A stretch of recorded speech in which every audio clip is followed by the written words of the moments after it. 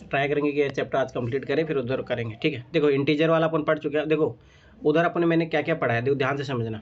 एक natural number होता है, नेचुरल नंबर 1 से शुरू होता है, ठीक है, वो इनफाइनाइट तक जाता है, ठीक है। फिर होल नंबर पढ़ा अपन ने, पूर्ण संख्याएं, ठीक है, ये प्राकृतिक संख्याएं हैं, ठीक है, नेचुरल नंबर।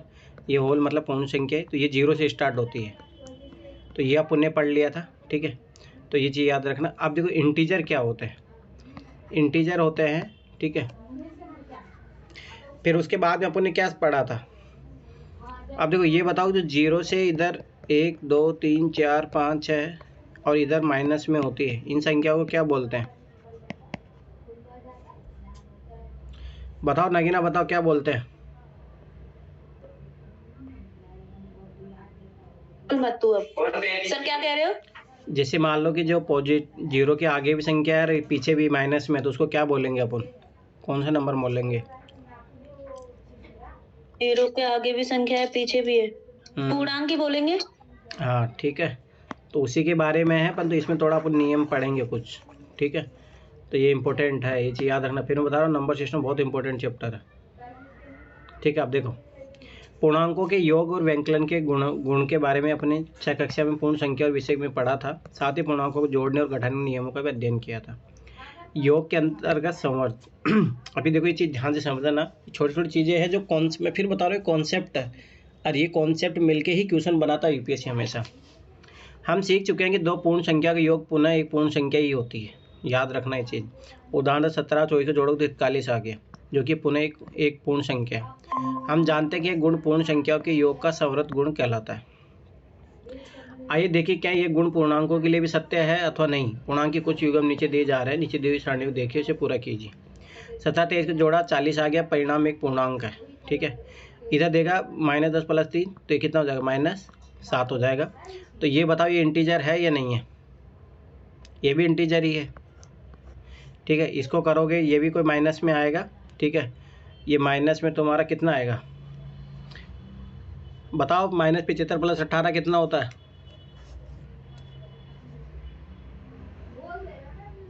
अरे कुछ बोलो। सर मैं 10 मिनट में क्लास ज्वाइन कर रही हूँ अभी। ठीक है, ठीक ठीक।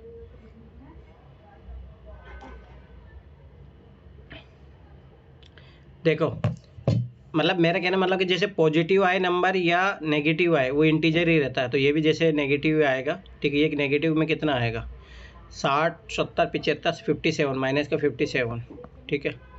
तो ऐसे करोगे ये 0 आ जाएगा, तो ये भी इंटीजर ही है, क्योंकि इंटीजर क्या होते हैं ध्यान से समझना। इंटीजर होते हैं 0 से आगे ऐसे 1 2 3 3 4 5 और इधर माइनस में भी जो संख्याएं होती है वो इंटीजर कहलाती है, ठीक है। तो ये चीज़ याद रखना। तो जैसे अब देखो ये सारे क्या है, एक इंटीजर है, तो इसका मतलब जो अपन ने जो होल नंबर के लिए जो कॉन्सेप्ट सीखा है वही सेम चीज़ इंटीजर के लिए भी लागू होगी, ठीक है। तो ये भी एक पूर्णांक है, और यहाँ पे करोगे ये भी -20 आएगा, तो ये भी इंटीजर है, और ये करोगे तो -45 आएगा, तो ये भी एक इंटीजर है, ठीक है। आप क्या देखते हैं, क्या दो पूर्णांकों का योग हमेशा पूर्णांक प्राप्त होता है? ये बात सही है। क्या आपको पूर्णांक को कोई ऐसा युग्म मिला जिसका योग पूर्णांक नहीं है? ऐसा एक भी कोई पूर्णांक नहीं मिलेगा। याद रखना, जब इंटीजर नंबर लेंगे, जैसे मान लो 2 इंटीजर नंबर लिया तो हमेशा अपने को इंटीजर नंबर मिलेगा, ये चीज़ याद रखना। तो यही सेम कॉन्सेप्ट है, कॉन्सेप्ट यूपीएससी क्वेश्चन बनाता है, ये चीज़ याद रखना। क्योंकि पूर्णांकों का योग एक पूर्णांक होता है, इसलिए हम कहते हैं कि पूर्णांक योग के अंतर्गत संवर्त है, क्लोज्ड होते हैं। तो ये प्रॉपर्टी है, एक चीज़ याद रखना। व्यापक रूप में किन्हीं दो पूर्णांक ए तथा बी के लिए a + b भी एक पूर्णांक होता है। तो अपन ने अभी यही सेम चीज़ देखा था। अब ये देखेंगे अब क्या है, माइनस में करने में ये व्यवकलन के लिए अंतर्गत संवर्त मतलब घटाने के लिए भी क्या ये नियम लगता है? नहीं लगता। जैसे मान लो कि एक अपने इंटीजर लिया 3 और एक ले लिया 4, या मान लो 2 ले लिया, 3 में से 2 घटाओगे तब भी वही बात है, इंटीजर ही आएगा। या 5 में से मान लो कि -6 घटा रहे हो, तब क्या आएगा, -1, तो ये भी एक इंटीजर ही होगा। तो ये भी एक चीज़ याद रखना कि ये सेम प्रॉपर्टी फॉलो कर रहा है। तो इसका मतलब याद रखना, जब हम एक पूर्णांक को दूसरे पूर्णांक में से घटाते हैं तो क्या होता है, क्या हम कह सकते हैं कि उनका अंतर भी एक पूर्णांक होता है? होता है। देखो यहाँ पे अपने को इंटीजर ही मिल रहा है, तो ये निम्न सारणी से देखोगे तो उससे भी वही पता लगेगा। तो आप क्या देखते हैं, क्या पूर्णांकों के ऐसा कोई युग्म है जिसका अंतर पूर्णांक नहीं है? नहीं, ऐसा कोई भी अपने को नहीं मिलेगा। क्या हम कह सकते हैं कि पूर्णांक व्यवकलन के अंतर्गत संवर्त है? हाँ है। हाँ हम कह सकते हैं कि पूर्णांक व्यवकलन के अंतर्गत समर्थ है। तो याद रखना ये प्रॉपर्टी, यदि और भी दो पूर्णांक है तो a माइनस बी भी एक पूर्णांक होता है कि पूर्ण संख्या भी इस गुण को संतुष्ट करती है। मैं फिर बता रहा हूँ, यूपीएससी यही जो ये स्टेटमेंट है इसी पे क्वेश्चन बना देगी, और बनाया यूपीएससी ने आपके 2023 में 3-4 क्वेश्चन। अब आगे देखो क्रम विनिमय गुण। हम जानते हैं कि 3 + 5 ये 5 + 3 8 है, अर्थात दो पूर्ण संख्या को किसी भी क्रम में जोड़ा जा सकता है। दूसरे शब्दों में पूर्ण संख्याओं के लिए योग क्रम विनिमय होता है, पर याद रखना कि इंटीजर के लिए नहीं होगा। जैसे कैसे 3 + 5 करोगे तो ये तो 8 हो रहा है, यहाँ पे 5 + 3 करोगे तो 8 हो रहा है। पॉजिटिव में कोई दिक्कत नहीं है, पर माइनस में दिक्कत है। माइनस में एडिशन में तो दिक्कत नहीं होगा, पर सब्सट्रैक्शन में दिक्कत होगा।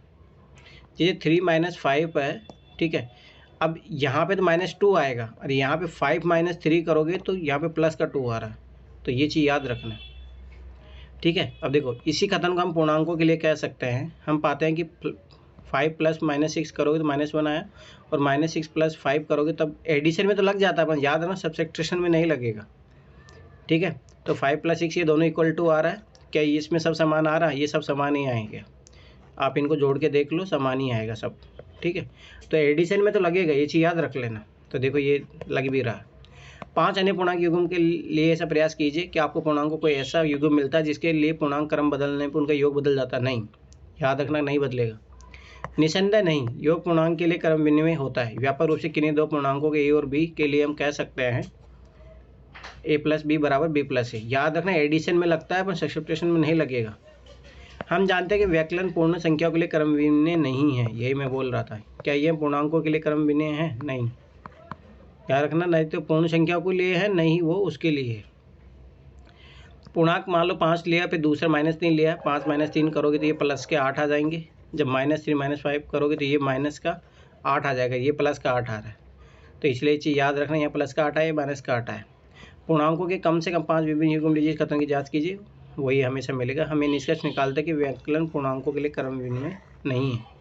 तो याद रखना a - b b - नॉट = ये दोनों बराबर नहीं होंगे, ठीक है। अब होता है ये देखो प्रॉपर्टीज़ है, ये प्रॉपर्टीज है, सीखो।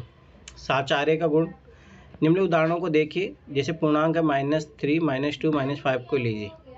जैसे मान लो -5 है और -3 - 2, और इसको फिर इसके साथ जोड़ा बना दिया इसने अगले वाले में। तो ये चीज़ याद रखना, हमेशा जब ये इस टाइप का एडिशन आए, कुछ भी आए, तो क्या करना था, सबसे पहले जो ब्रैकेट है इसको जोड़ना पड़ता है। जैसे -2 -2 तो ये -5 हो जाएगा, फिर इधर -5 है, ये भी माइनस का हो जाएगा, तो -10 हो गया, ठीक है। अब इसमें देखो अगर सेम आ जाएगा तो साचार्य गुण फॉलो हो रहा है। अब इसको जोड़ो, ये कितना होगा -8, और माइनस में 2 जोड़ोगे तो कितना हो जाएगा -10, तो वही सेम आ रहा है, तो साचार्य गुण फॉलो होता है, ठीक है। तो एक चीज़ ये याद रखना, तो ये मैंने बता दी पहले, ये याद रखना जो ये ब्रैकेट है इसको ऐड ऑन करना है, ऐसा नहीं कि आप इसको डायरेक्ट इसके साथ नहीं। ये जो ब्रैकेट होता है पहले इसको सोल्व करना पड़ता है, बोर्ड मास का नियम आपने पढ़ा ही होगा। सबसे पहले छोटा ब्रैकेट पे मझला ब्रैकेट, ठीक है, ये बड़ा ब्रैकेट, ऐसे करके सोल्व करना पड़ता है। तो ये जोड़ने का तरीका है वो सिंपल सा, अपन पहले भी सीख चुके हैं ये सारी चीज़ें, ठीक है। फिर भी एक बार देख लेना इन क्वेश्चनों को, थोड़ा कहीं देखो, मैं फिर बता रहा हूँ, पहले इनको जोड़ना। पहले ये छोटा ब्रैकेट खोलो, ये -3 हो जाएगा, ये प्लस ये यहाँ पे -2 है तो -2 हो जाएगा। अब इन दोनों को जोड़ोगे तो -5 हो गया। अब ये ब्रैकेट खुलेगा तो ये ब्रैकेट खुलेगा तो यहाँ पे -5 ही आ जाएगा, और इधर ऑलरेडी -5 है तो -5 10 हो जाएगा। समझ में आ गया? देखो यहाँ पे देखो -5, इधर देखो ये प्लस माइनस का गुणा होगा तो कितना हो जाएगा, माइनस हो जाएगा, -2, तो ये कितना, दोनों जोड़ोगे माइनस माइनस वाला हो तो -7। अभी देखो प्लस माइनस से ही माइनस हो जाएगा, तो -3 और -7 ऐड हो गए, कितना, -10 हो जाएगा, ठीक है। तो ये करके देख लेना एक बार, छोटी छोटी प्रैक्टिस होनी चाहिए, पता लगे कैलकुलेशन मिस्टेक ही हो रही है। इस प्रकार के 5 उदाहरण लीजिए, आप ऐसा कोई उदाहरण नहीं पाएंगे कि जिसके लिए इस तरह के योग विभिन्न है। ये दर्शाता है कि पूर्णांक के लिए योग सहचारी होता है। व्यापक रूप में पूर्णांक ABC के लिए हम कह सकते हैं। तो ये प्रॉपर्टी याद रखना, a + b + c, a + b उसका योग होगा वो बराबर होगा। योज्य तस्मक, ठीक है, एडिटिव आइडेंटिटी बोलते हैं। जब हम किसी पूर्ण संख्या में शून्य को जोड़ते हैं तो हमें वही पूर्ण संख्या प्राप्त होती है। पूर्ण संख्याओं के लिए शून्य एक योजक तत्सम होता है। क्या पूर्णांकों के लिए भी योजित तत्सम होगा? स्वाभाविक सी बात है, वही संख्या मिलेगी। जब 0 जोड़ोगे तो 0 जोड़ने से कुछ संख्या मान बढ़ता नहीं है, तो ये चीज़ याद रखना। तो ये उसके लिए भी है। उपयुक्त उदाहरण दर्शाते हैं कि शून्य पूर्णांक के लिए भी योज्य तस्मक है। आप किन्हीं 5 अन्य पूर्णांक को शून्य जोड़ के इसे स्थापित कर सकते हैं। तो ये चीज़ याद रखना। अब मैं फिर बता रहा हूँ, ये छोटे छोटे क्वेश्चन है, ये करना, ये जो आपने ये पीछे पढ़ा है उसी का ये एप्लीकेशन है। तो ये छोटी छोटी चीज़ें हैं, इनको एकदम अच्छे से कर लेना, ये सारी चीज़ें कर लेना। तो ये प्रश्नों वाली भी सारी कर लेना, ठीक है।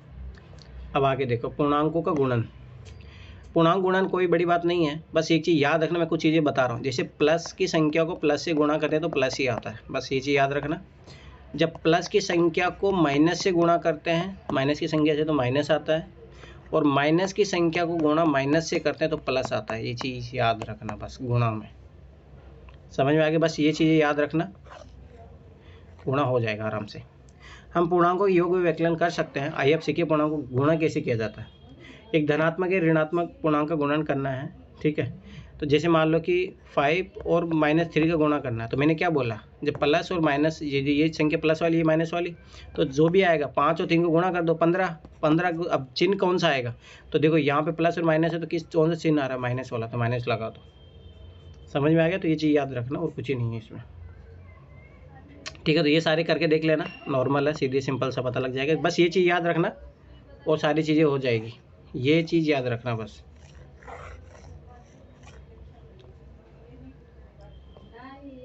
ठीक है, तो ये सारे क्वेश्चन कर लेना, नॉर्मल है। बस वही मैंने जो 3 चीज़ें सिखाई है वो चीज़ याद रख लेना, बस वही है, इसमें और कोई कुछ है खास नहीं, बस यही नॉर्मल चीज़ है। तो ये बस बेसिक चीज़ें हैं, परंतु जिनकी गलतियाँ होती है तो ये चीज़ याद रख लेना, ठीक है। तो वो मेन जो चीज़ थी वही थी। 2 ऋणात्मक पूर्णांक का गुणन, तो मैंने बोला था जब 2 नेगेटिव चीज़ों को गुणा करोगे तो प्लस वाली संख्या आएगी, तो ये चीज़ याद रखना। जो 3 नियम मैंने बताए वो नॉर्मल है बस। तो ये सारे क्वेश्चन करके देख लेना एक बार बस। 5 - 4 - 20 आएगा, तो माइनस ये प्लस का 30 हो जाएगा, ठीक है। ये करके देख लेना, नॉर्मल है, इसमें ऐसी कोई भी चीज़ नहीं है, ठीक है। तो एक चीज़ याद रखना, ये सारे क्वेश्चन कर लेना। बस वो 3 नियम जो मैंने लिखे हैं, बस मैं फिर 12 बता रहा हूँ। प्लस इंटू प्लस तो प्लस ही आएगा, प्लस इंटू माइनस तो माइनस आएगा, और माइनस इंटू माइनस प्लस आएगा। ये 3 चीज़ें याद रखना, कंप्लीट हो जाएगा, ठीक है।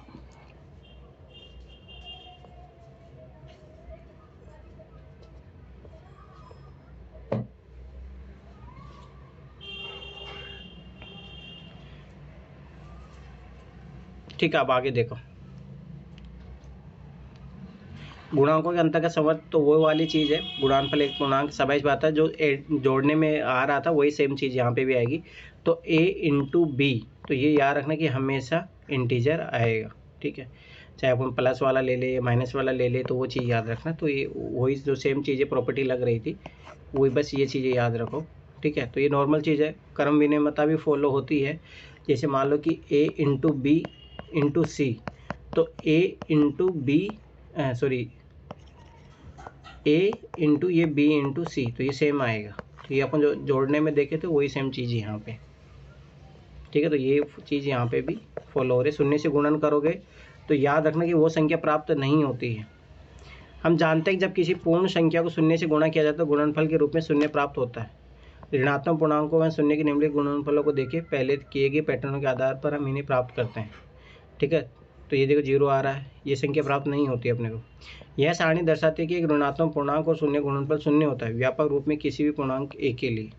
तो a इंटू 0 या 0 इंटू ए, तो ये 0 ही होगा। तो गुणात्मक तत्सम इसमें है ना, गुणात्मक तत्समों के लिए यूज करते हैं a 1 से गुणा करते हैं। अगर वो संख्या को उसी से 1 से गुणा किया जाए तो उसके बाद में a आता है, ठीक है। तो ये चीज़ याद रखना।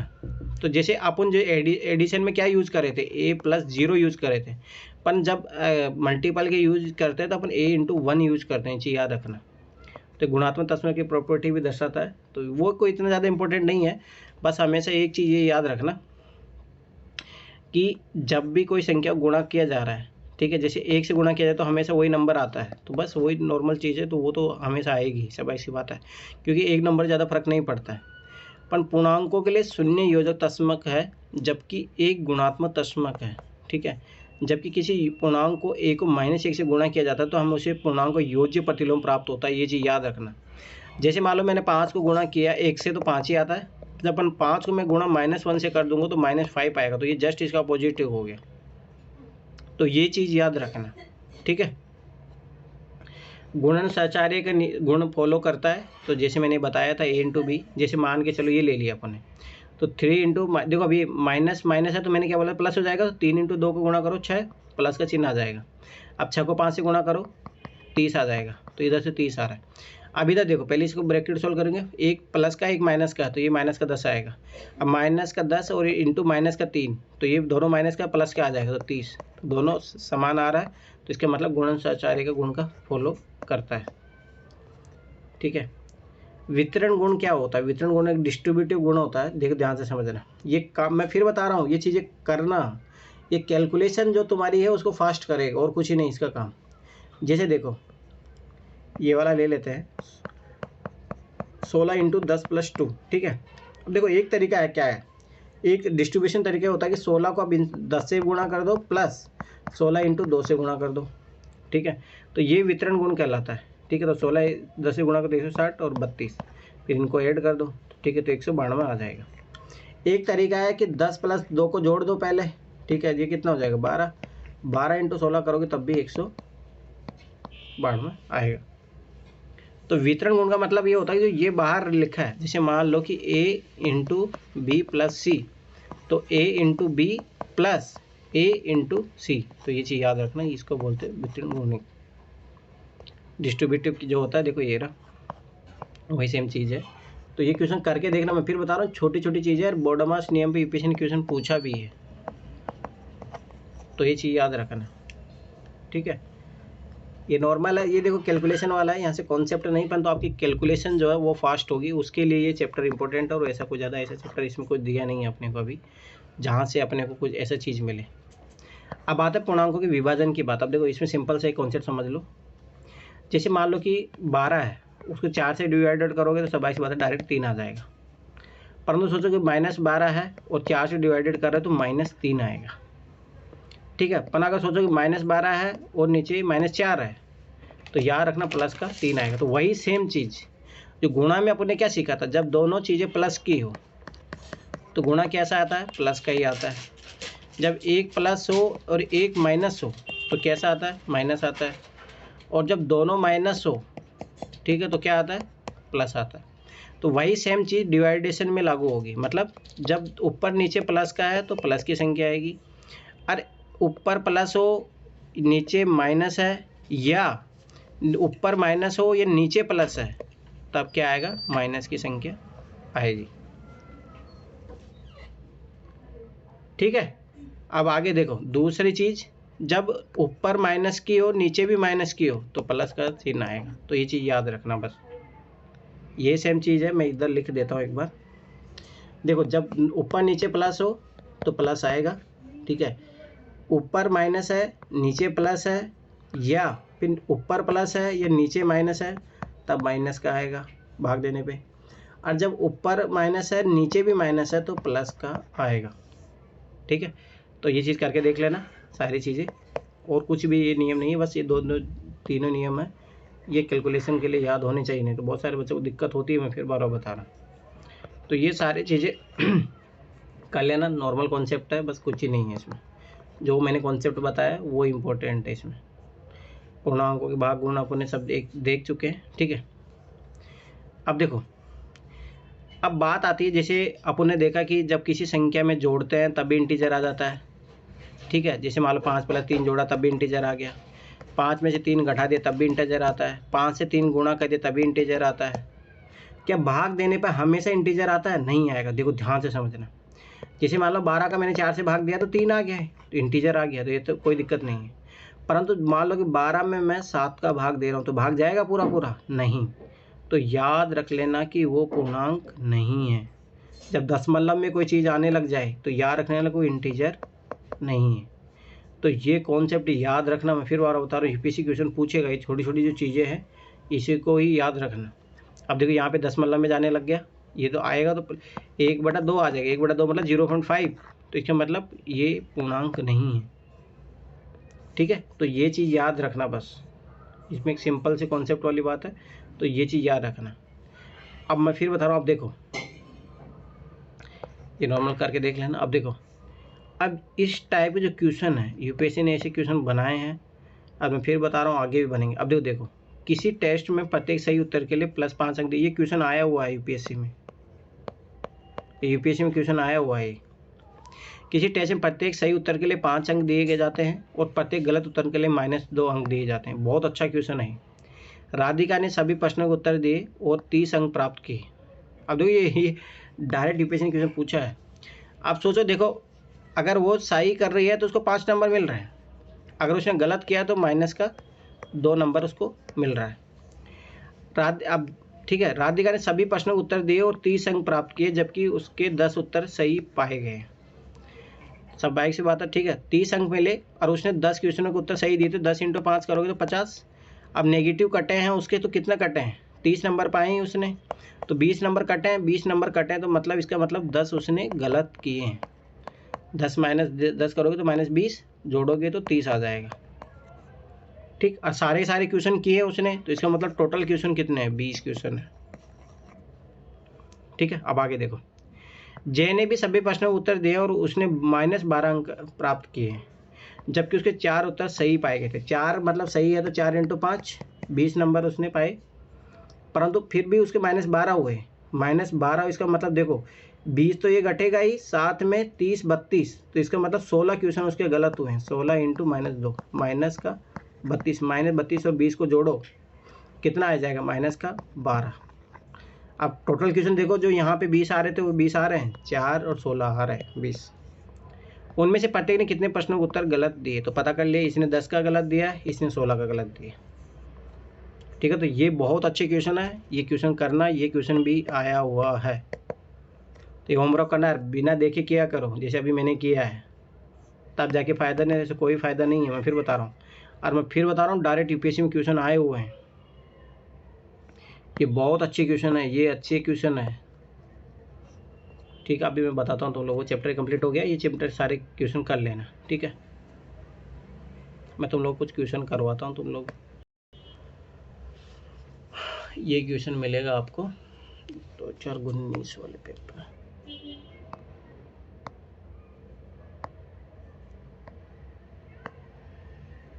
ये क्या हो गया आजकल,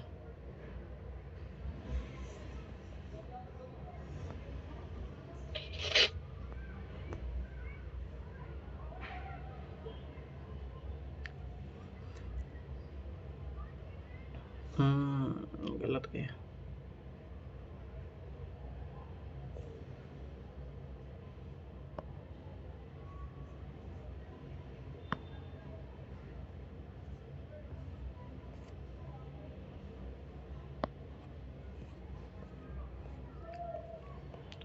अब मैं फिर बता रहा हूँ, एक चैप्टर इंपॉर्टेंट है। अब देखो इसी में आखिरी में उसने हिंट दे दिया कि इस टाइप क्वेश्चन पूछता है, और वो आखिरी वाला चैप्टर में इंपॉर्टेंट है।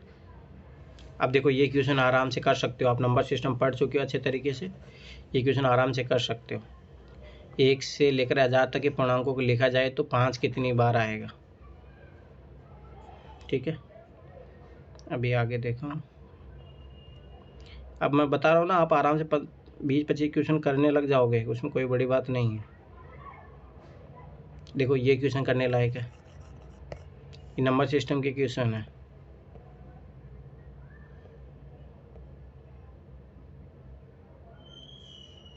ये भी कर लोगे आप।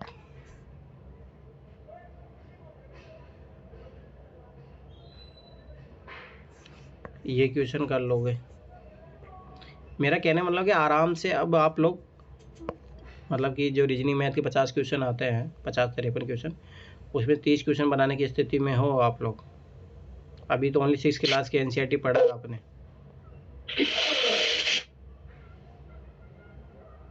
ये क्वेश्चन बन जाएगा आप आराम से, ये क्वेश्चन 30 क्वेश्चन केवल मैथ से? हाँ, 30 क्वेश्चन मैथ से। बता तो रहा हूँ ना, ये क्वेश्चन जो अपन पढ़ चुके हैं वही क्वेश्चन है। अभी तो ओनली मगर बनते नहीं है सर। क्यों नहीं बनते, अभी मैं बना के बताऊँ, अभी रुक जाओ।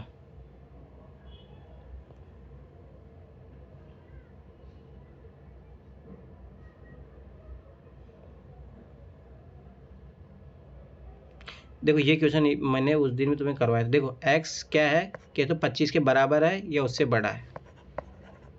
ठीक, y 40 से कम या उसके बराबर है।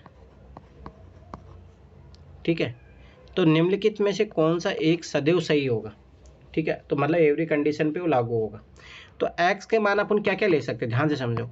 25 ले सकते हैं, 26 ले सकते हैं, 27 ले सकते हैं, ऐसे बहुत सारे अपन ले सकते हैं। y के आप मान क्या क्या ले सकते हो, y का देखो 40 ले सकते हो और उससे नीचे लेते जाओगे आप। अब मुझे बताओ, इसमें कोई रॉकेट साइंस नहीं है, ठीक है। अब ऐसे करके अपन ये ले सकते हैं। अब सोचो, ध्यान से समझना, ये एक सदैव सही है, 100 सदैव सही है, मतलब 100% कंडीशन। एक भी अगर कंडीशन गलत हुई तो गलत हो जाएगा। एक्स वाई से बड़ा है। अब मान लो मैंने एक्स का मान लिया 25 और वाई का मान ले लिया मैंने 40, तो क्या बड़ा है एक्स? नो, कट जाएगा। आगे देखो, y माइनस एक्स 15 से बड़ा है, ठीक है। y माइनस एक्स जो है 15 से बड़ा है, कोई नहीं। अभी देखो मैं ये करके देखता हूँ। जैसे मान लो मैंने 40 और 26 किया, मैंने 40 में से 26 घटाया मैंने, ध्यान से समझना। 40 में 26 घटाया तो कितना आ गया? 14। क्या 15 से बड़ा है? छोटा आ गया ना। और एक भी कंडीशन गलत आपने गलत अगर रख दी तो वो क्वेश्चन सबाई से कट जाएगा। या आप 39 में से 27 घटा के देख लो, 12 आ जाएगा, तो कट जाएगा ना, ये भी नहीं होगा। अब आगे देखो, y माइनस एक्स 15 से छोटा या उसके बराबर है, ठीक है। 15 से छोटा है। एक मिनट सर, ये 40 में से 25 घटाकर देखेंगे तो सर 15 तो आ ही जाएगा अरे ना। तो अपन आगे भी तो देखोगे ना आप। एक कंडीशन यही तो बोला, सदैव सदैव सही होना चाहिए। ओके सर, यानी कि अभी देखो जैसे कि 26 और इधर 39 में से 26 घटाकर देखता हूँ ऐसे। हाँ, आपको एक भी कंडीशन गलत हुआ तो वो 15 नहीं आ रहा। सही है। अब आगे देखो, ये देखो लो एक बार, x प्लस वाई 65 से बड़ा या उसके बराबर है। आप देखो यहाँ पे जोड़ा तो 65 आ गया, यहाँ पे जोड़ रहे हो तो ठीक है, आगे ऐसे बढ़ता जा रहा है।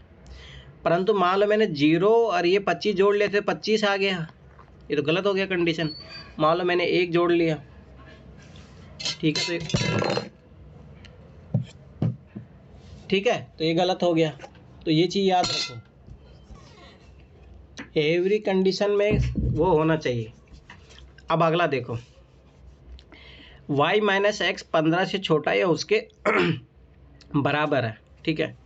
अब इसमें से आप घटा के देखो, जैसे 40 में से 25 घटाया 15 आया, ठीक है। 40 में 26 घटाओगे तो छोटा तो आ रहा है, ठीक है, या उसके बराबर है। तो ये कंडीशन अपनी फुलफिलमेंट हो रही है, ये गलत साबित नहीं होगी, तो इसका सी आंसर आएगा। समझ में आया? और मैं फिर बता रहा हूँ, इसके लिए कोई चैप्टर नहीं है, ये आपने जो पढ़ा है अभी 6 क्लास के एनसीईआरटी में वही चीज़ है ये। समझ में आया जी। अब मुझे बताओ, इसके लिए कौन सी वो चाहिए, कोई अलग कौन सी जो आपने पढ़ा है एनसीईआरटी में, उसके अलावा कुछ चाहिए इसमें? 2-3 बार बनाना पड़ेगा तब जाके सेट होएगा दिमाग में। मैं फिर बार बता रहा हूँ, 30 क्वेश्चन बनाने के अभी तो अपन 7वीं क्लास में पहुँचे ही हैं, और ऐसे कोई बड़ी बात नहीं है इसमें, ठीक है। अभी रुक जाओ, मैं एक क्वेश्चन जो बताना चाह रहा था, आज जो पढ़े हैं वो आया हुआ क्वेश्चन है जो अपन ने किया था सॉल्व। देखो ये क्वेश्चन बना लोगे आप आराम से, इसमें कुछ ही नहीं है, मैंने उस दिन कॉन्सेप्ट सिखा दिया था। ये क्वेश्चन बना लोगे, ये क्वेश्चन बना लोगे, मैंने भिन्न वाला चैप्टर पढ़ा चुका हूँ तुम लोगों को। ये क्वेश्चन बना लोगे, ये देखो ये क्वेश्चन बना लोगे सीक्वेंस वाला। ये प्रैक्टिस, मैं फिर बता रहा हूँ, प्रैक्टिस करो। ये क्वेश्चन आप बस पर यही है कि जल्दीबाजी में ये क्वेश्चन बना लोगे। ये क्वेश्चन देखो हर साल आ रहा है, इन चैप्टरों के लिए मैं पढ़ाऊँगा अलग से, वो उसकी टेंशन मत लो। परंतु मेरा मानना कि जो अपन एनसीईआरटी से सीख सकते हैं, एनसीईआरटी से क्वेश्चन हो जाएगा, इसमें अलग से कुछ भी नहीं करना, नंबर सिस्टम की क्वेश्चन है ये।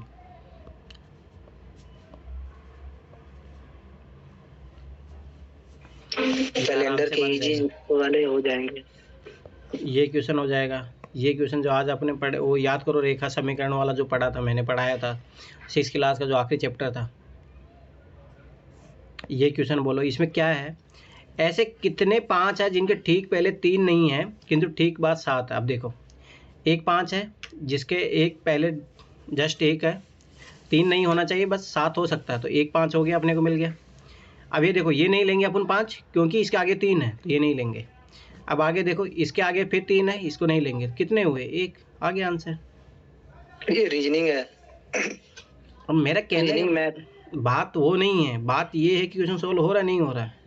मैंने पहले क्या कंडीशन बोली, जब तक मैथ सही ठीक नहीं होगा तब तक आपका नहीं होगा रीजनिंग। ये चीज़ समझो, कोई बात।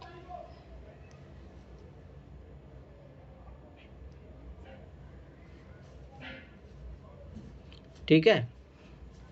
अब देखो ये क्वेश्चन, इसमें कुछ ही नहीं है। ये क्वेश्चन विभाजिता वाला नियम अपन पढ़ चुके हैं। अब देखो ये सारी चीज़ें अपन पढ़ चुके हैं। अभी इसके लिए मैं फिर बता रहा हूँ, अलग से कोई साइंस नहीं चाहिए। आराम से 30 क्वेश्चन मिलेंगे आपको।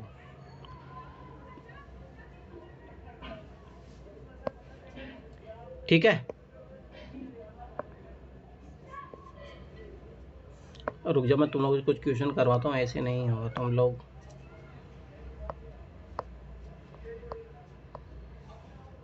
क्या हो गया?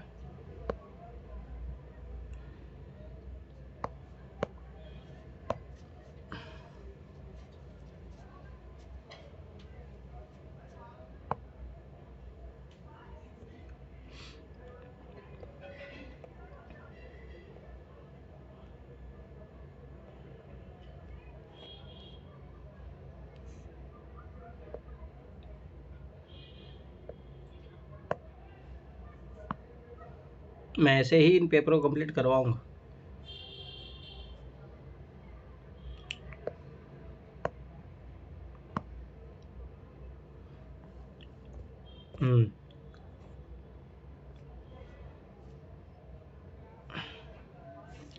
ये बहुत अच्छे क्वेश्चन है, डायरेक्ट यूपीएससी ने क्वेश्चन पूछे भी है। सर पहला ही क्वेश्चन देखो ना।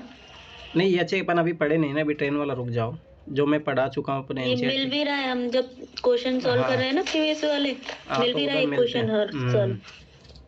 आता है इधर से सीडीएस ये सीएपीएफ वाले पेपर, तभी तो करेंगे अपन इधर से। जीएस में भी क्वेश्चन आते हैं। इसको सॉल्व करना नहीं आता सर। देखो ये यूनिट नंबर वाला क्वेश्चन यूपीएससी ने भी पूछा है और ये लोग भी पूछे हैं। ठीक है, रुक जाओ। हाँ, अगला क्वेश्चन आ गया ना, मैं वही तो बता रहा हूँ। देखो अगला क्वेश्चन देखो। ये करो, ये यूपीएससी ने पूछा हुआ है, 30 नंबर करो।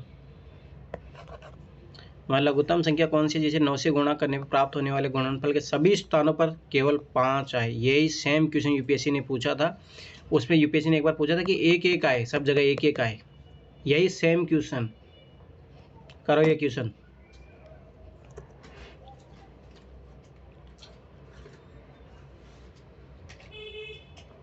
मैं देखता हूँ तुम लोग किस तरीके से इस क्वेश्चन को करते हो। अगर एनसीईआरटी को पढ़ा समझा है तो उस तरीके से करोगे। सर ए होगा ना?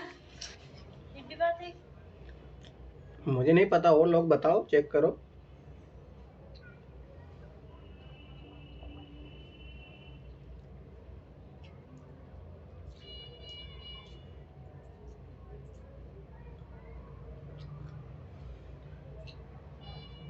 इतनी जल्दीबाजी में बता रही हो ना, ना गलत तो होगा।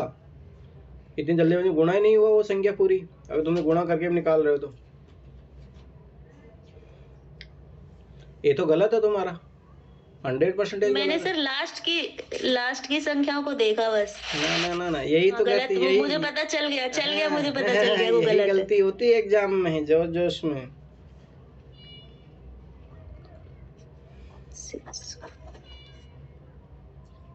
सब लोग बनाओ, ये सेम क्वेश्चन है जो यूपीएससी में आया हुआ है।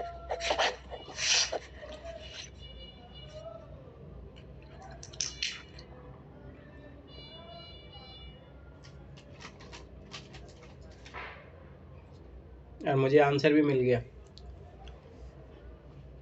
मुझे भी मिल गया सर। बी बी क्या है? हाँ। अमित रुक जाओ, क्या है? बी। डी फॉर डॉग है? नहीं, बॉल बॉल 2 नंबर।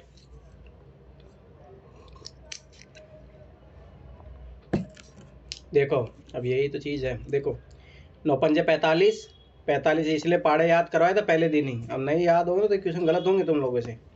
9 पंजे 45 4, 9 पंजे 45 4 49 काट दो। अगर ला देखो 9 पंजे 45 नहीं, इधर देखो 9 पंजे 45 4, 9 सत्ते 63 63 4 67 काट दो।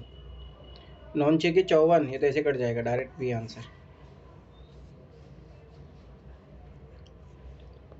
आगे देखो, ये 23 वाले हैं। अरे ये CAPF का पेपर है और आपकी बार रिपीट होंगे इस पेपर से। जब मैं पढ़ा है उसी से करवाता हूँ ज़्यादा अच्छा। अब देखो ये क्वेश्चन, मैं फिर बता रहा हूँ UPSC में इम्पोर्टेंट है ये क्वेश्चन। ये देखो ये क्वेश्चन, चलो छोड़ो अभी।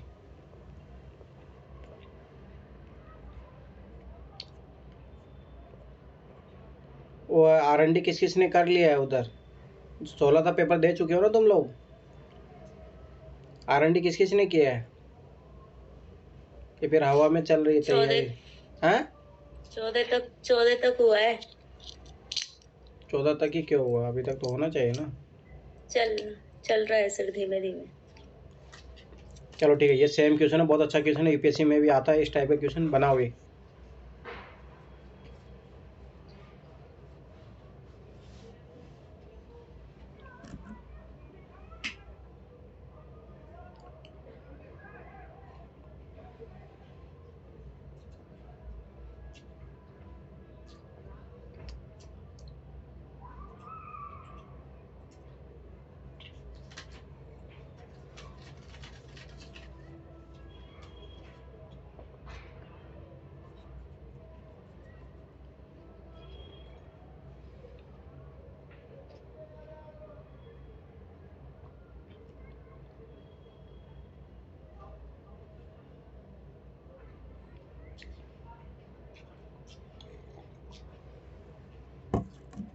बहुत अच्छा क्वेश्चन है, UPSC में आने लायक।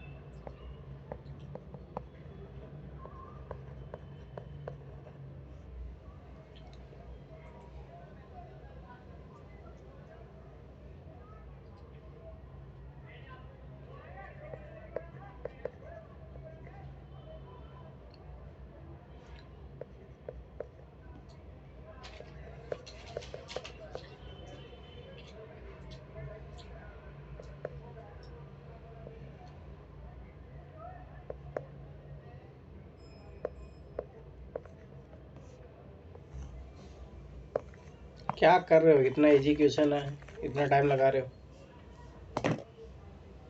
नहीं बना? काजल, पूजा, बना रहे हैं सर।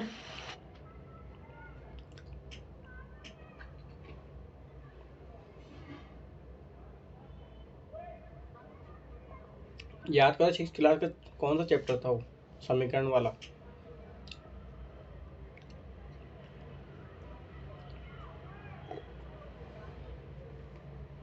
बहुत अच्छा क्वेश्चन है, UPSC में आ सकता आपकी बार।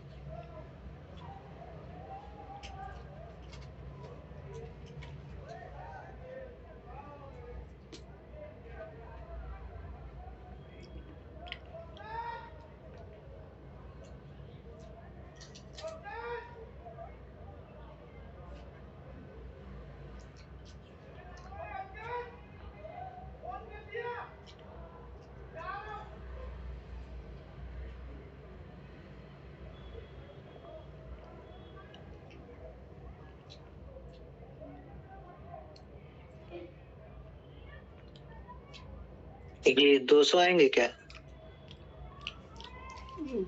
अमित पहले तो बता किया कैसे, गलत है वो तो, आंसर तो मैं बता रहा हूँ।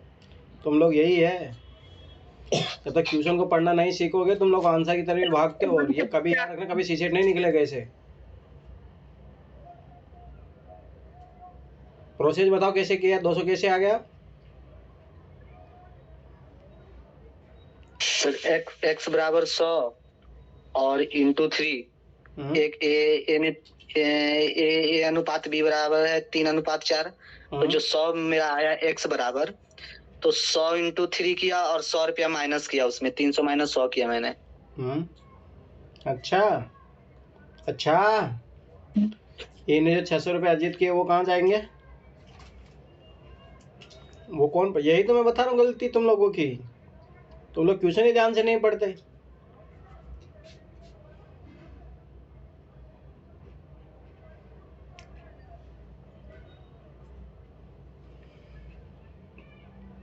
बना किसी से? काजल किधर हो?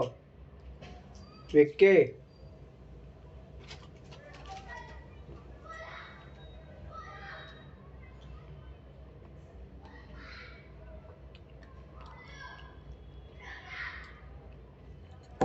देखो इधर, तुम लोग क्या ही 100 करते। आएगा क्या सर? क्या आएगा? 100। गलत। सर 250 होगा क्या? हाँ, सारे आंसर बता दो। नहीं सर 250 आ रहे हैं। मेरे को 200 बोलने वाला भी आ जाए। नहीं, 150 नहीं बोला किसी ने।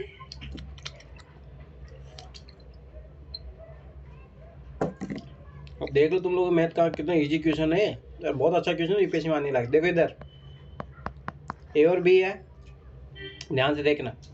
3:4 के इनके बीच में धन शुभ है।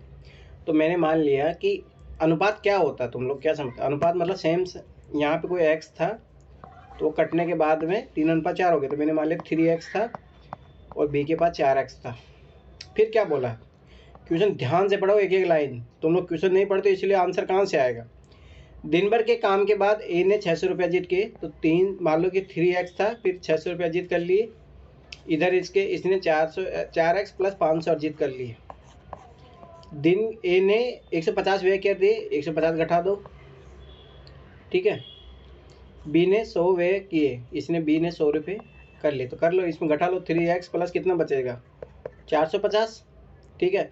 इधर कितना आएगा? 400x प्लस 4x प्लस 400, ठीक है। यदि दिन के अंत में, अभी दिन के अंत ही बचा है अपने पास, उनके पास समान धन राशि है, तो बराबर इक्वेशन 4x में 3x घटाओगे कितना बचेगा? x। 450 में से 400 घटाओगे कितना बचेगा? 50। x समान आ गया 50। अब क्या पूछ रहा है? तो सुबह ए के पास कितनी राशि थी, तो यहाँ रख दो 150। अब बोलो इसमें क्या था ऐसा क्वेश्चन में?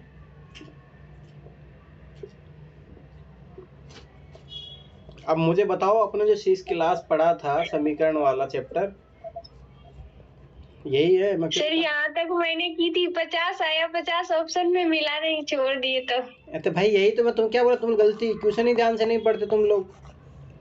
तो सुबह ए के पास कितनी जेब की राशि थी, मैं फिर बता रहा हूँ, ये आदत सुधार लो। यूपीएससी में ट्यूशन पढ़ने की आदत सुधार लो, ये छोटी छोटी यूपीएससी वहीं तो घुमाता है।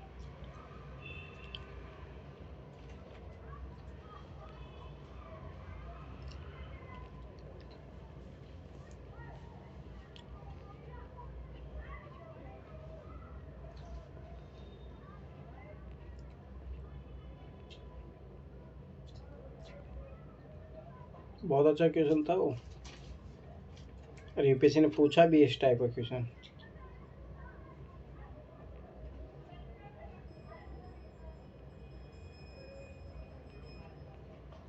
वो तो नहीं है शायद।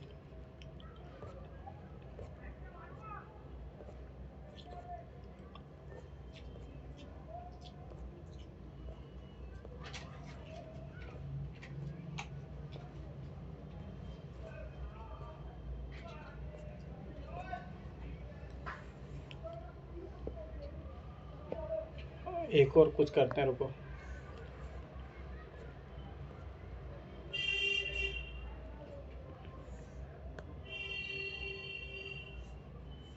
एनडीए का पेपर तो सीडीएस में अच्छा आता है, सीडीएस का देखते हैं। CDS में आता है या इसमें आता है, एलिमेंट्री मैथ?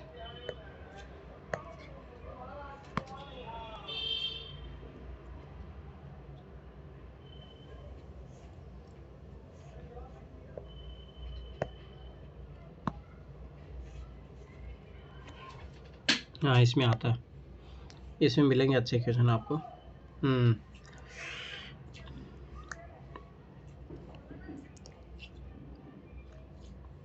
देखो ये यूपीएससी का क्वेश्चन है, करो। डिक्टो सेम यूपीएससी का क्वेश्चन है ये। यूपीएससी ने ना वहाँ पे ये ऑप्शन दिया था और इसने वो उल्टा पूछ लिया।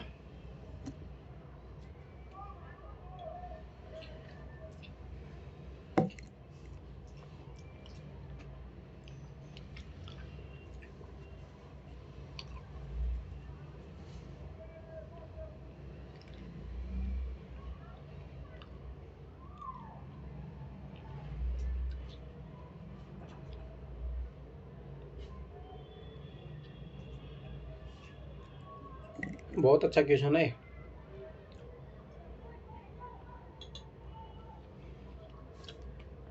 अब इन क्वेश्चनों दिमाग लगता है, इससे ये पता लगता है कि ये क्वेश्चन यूपीएससी में आने लायक है।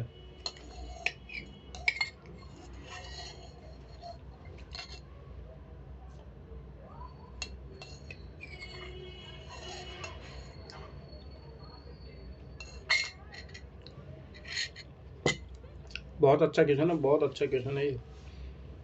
और यूपीएससी में आ सकता है, मैं फिर बता रहा हूँ, क्योंकि 2023 वाले पेपर के बाद में हुए हैं ये पेपर।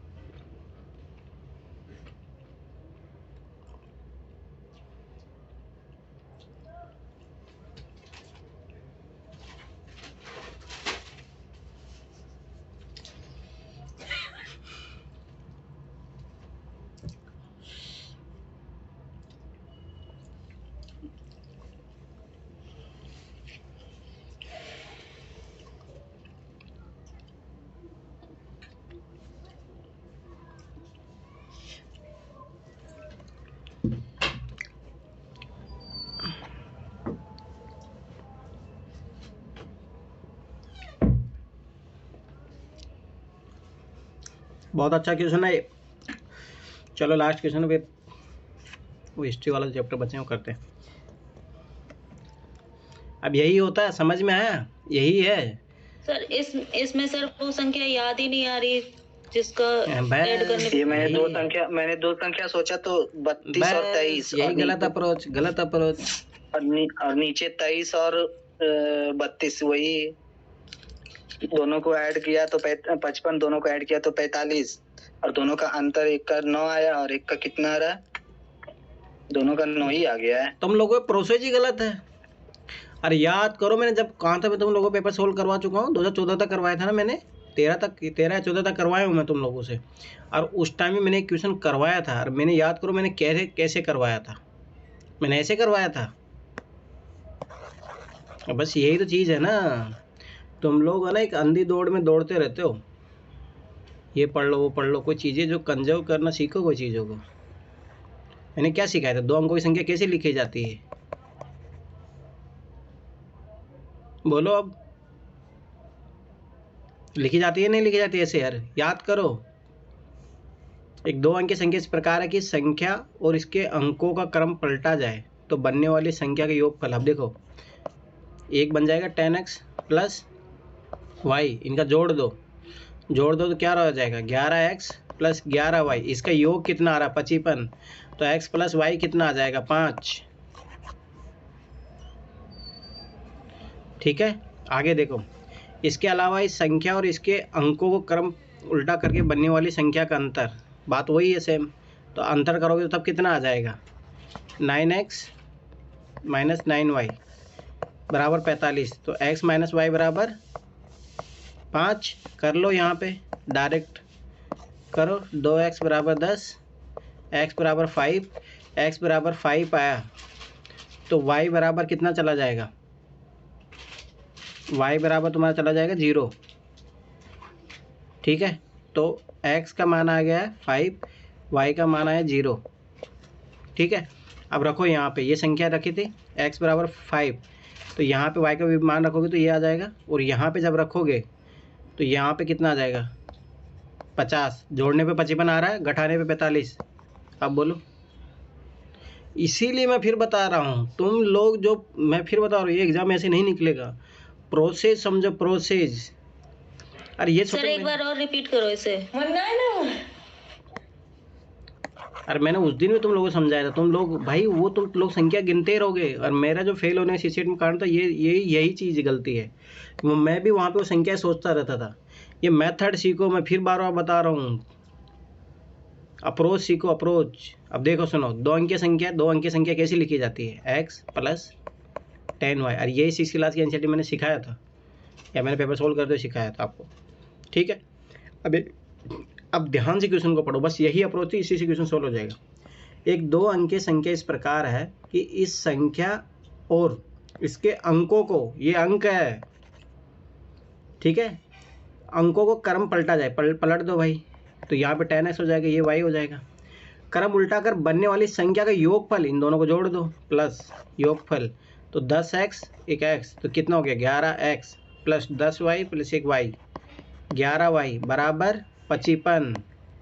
तो x प्लस y बराबर कितना हो जाएगा, 11 तो कॉमन आ जाएगा, 5 आ गया, तो x प्लस y का एक समीकरण अपना ये बन गया। अभी यहाँ से अपन कुछ भी आइडिया नहीं ले सकते, क्योंकि अंकों को गुणनफल पूछा है, तो अंकों को गुणनफल 5 तो बहुत सारी तरीके से आ सकते हैं, ध्यान से समझना कैसे आ सकता है। 1 + 4 ले लो, 2 + 3 ले लो, ठीक है, और क्या आ जाएगा 3 + 2 ले लो, ठीक है, 4 + 1 ले लो, ठीक है, और 0, और यहाँ पे देखो ये भी तो आ जाएगा 0 और 5 भी आ जाएगा, और यहाँ पे देखो यहाँ पे 5 0 भी आ जाएगा, तो बहुत सारी पॉसिबिलिटी है। तो इससे तो अपना आंसर नहीं आने वाला, पर आप इतने यहाँ से पता लग रहा है क्या क्या पॉसिबिलिटी है। 0 आ सकता है, 4 आ सकता है, 6 आ सकता है, गुणनफल 6 आ सकता है, 4 आ सकता है, और 0 आ सकता है। तो इसमें क्या क्या दिया है, 5 तो गुणनफल 5 नहीं आएगा, 5 तो किसी हालतों से नहीं आएगा, कट जाएगा, ठीक है, 2 भी किसी हालतों से नहीं आएगा, ठीक है। ऐसे भी आंसर आ रहा था, अगर दिमाग लगाते तो यहाँ पे एक भी नहीं आएगा, आएगा तो पॉसिबल 0 ही है। परंतु अपने को कन्फर्म निकालने के लिए, आप कन्फर्म के लिए अगला पढ़ो। इसके अलावा इस संख्या और इसके अंकों को क्रम उल्टा कर बनने वाली संख्या का अंतर बस वही घटा दो, 10y + x - 10x - y घटाओ, और ये कितना आ रहा है 45 करो, 10y में से घटाए तो 9y, इसमें से घटाओगे तो माइनस का 9x बराबर 45। अब 9 कॉमन ले लो, तो y - x बराबर कितना आ जाएगा 5, और इधर एक समीकरण ये, तो 2 समीकरणों हल करना आता ही होगा आपको, x + y बराबर 5। अब देखो इन दोनों समीकरणों को जोड़ दो, ये कट जाएगा, तो 2y बराबर कितना आ जाएगा 10, y बराबर कितना आ जाएगा 5। जब y बराबर 5 आए तो यहाँ पे जब रखोगे y बराबर 5, तो x बराबर कितना आ जाएगा 0, x बराबर 0 आ जाएगा।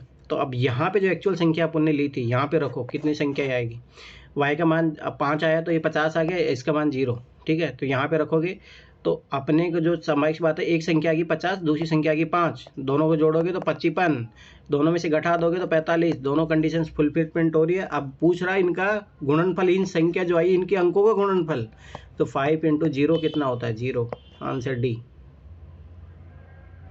आप बोलो, और मैंने क्वेश्चन करवा चुका हूँ आप लोगों को भाई, यही है। मैं फिर बता रहा हूँ, क्यों बोलता हूँ मैं कि यूपीएससी में ओनली लास्ट ईयर पेपर कर लो, लास्ट ईयर पेपर ऐसे नहीं है।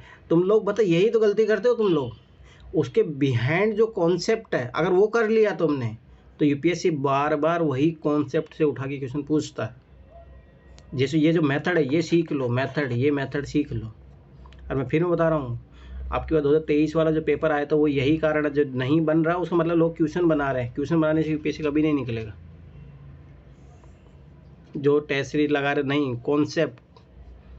कॉन्सेप्ट क्या है वो बहुत इंपॉर्टेंट है,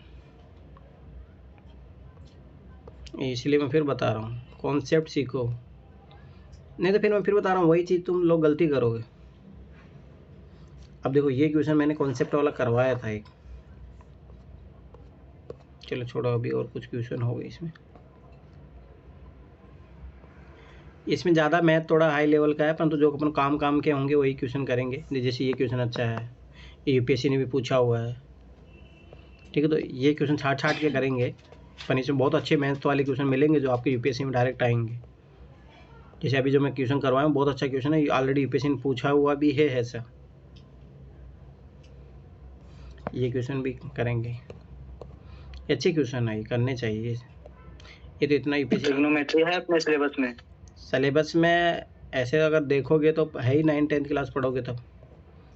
पर यूपीएससी पूछता नहीं है, पूछा नहीं कभी, तो ठीक है देखेंगे। अब नहीं पढ़ेंगे, इतना ज़्यादा डीप में जाने की पढ़ने की ज़रूरत नहीं है अपने को, जहाँ तक ज़रूरत होगी वहीं तक पढ़ेंगे। ऐसे तो ये सारी चीज़ें नहीं, इतना मेन जो अपना एरिया पर यही तो होता है ना, इसीलिए तो पीवाईक्यू देखनी चाहिए ना। चलो ये क्वेश्चन करो, ये तो चैप्टर भी है अपना, इसी 7th क्लास में पढ़ेंगे अपन।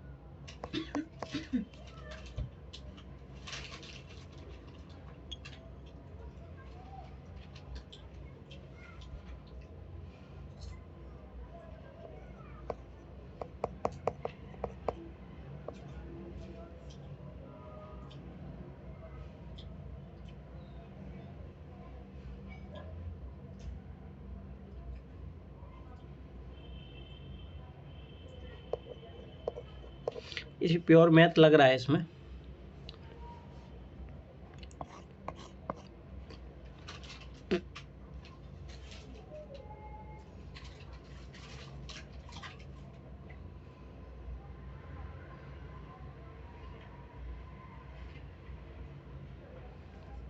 ठीक, छोड़ो ये।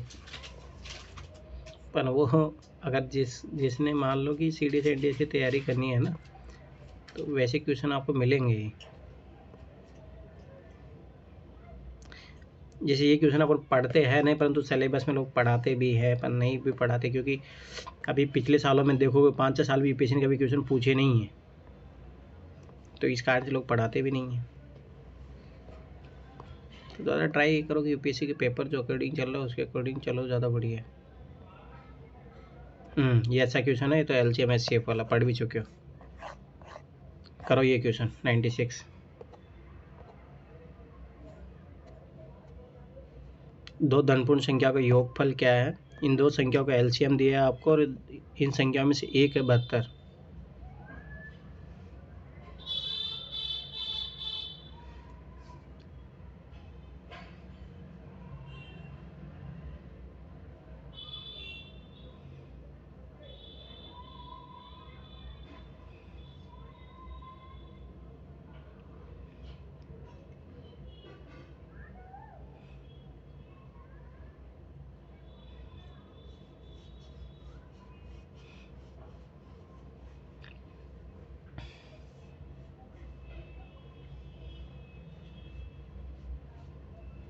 अब ये क्वेश्चन तो करने लायक है।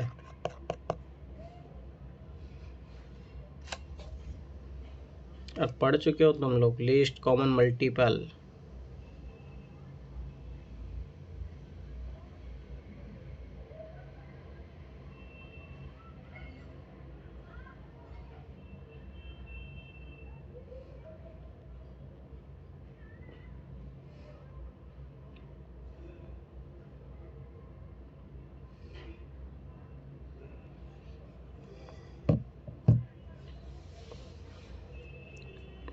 कुछ आइडिया लगा?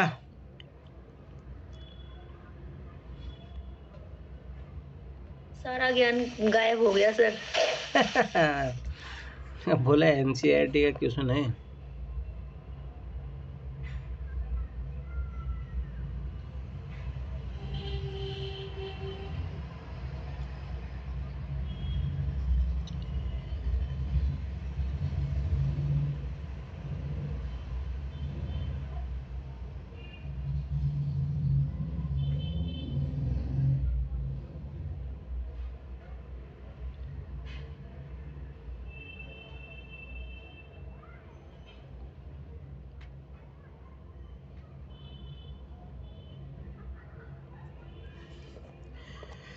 इसीलिए मैं फिर बार बार बता रहा हूँ कि भाई उस एनसीईआरटी काम को अच्छे से करो। ऐसे काम नहीं होगा, तुम लोग क्वेश्चन बना के भाग रहे हो, इससे काम नहीं चलेगा। उसको समझो, यही तुम लोग गलती है।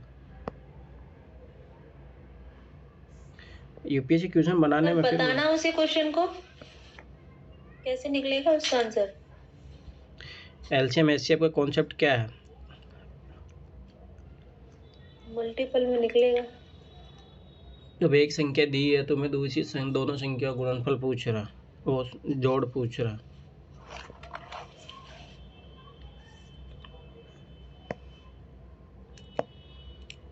देखो 12 का मल्टीपल होगा तो 12 है। एक संख्या दी है आपको 72, ठीक है, दो दूसरी संख्या है, उनका योग पूछ रहा है।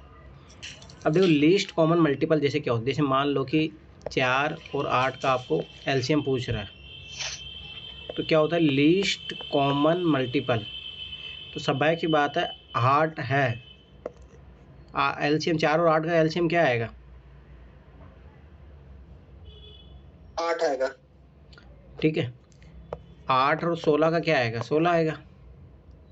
ठीक है, 8 और 20 का कितना आएगा? अब इसका मैंने निकालने का तरीका भी सिखाया था वहाँ पे।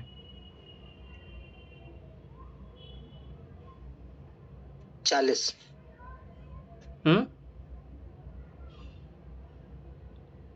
40। ठीक है, आइडिया लगा? अब यही है तुम लोग, मैं फिर बता रहा हूँ। तो इसका मतलब है कि एक संख्या अपने को 72 दे दी और अपने को एलसीएम दिया 144, तो दूसरी संख्या स्वाभाविक सी बात है 144 ही हो गई भाई। इतना इजी क्वेश्चन है ये।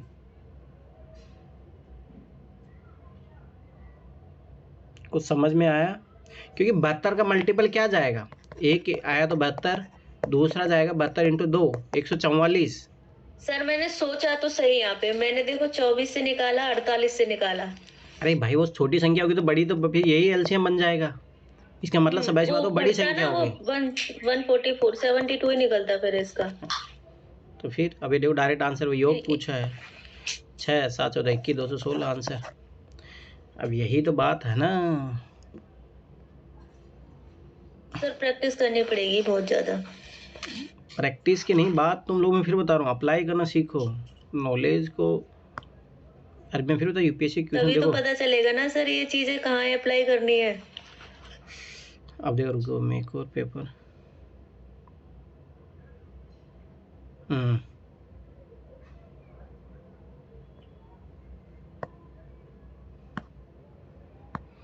इसीलिए मैं बोल रहा हूँ सीएफए भी क्वेश्चन लगाओ, क्योंकि ये यूपीएससी के क्वेश्चन के लेवल का बनाता है भाई, एकदम यूपीएससी क्वेश्चन का।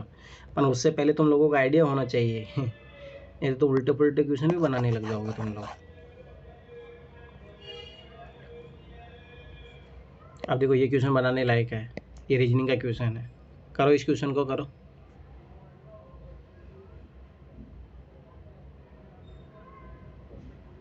ये यूपीएससी क्वेश्चन है, यूपीएससी पूछता है क्वेश्चन, ये नहीं पूछता है।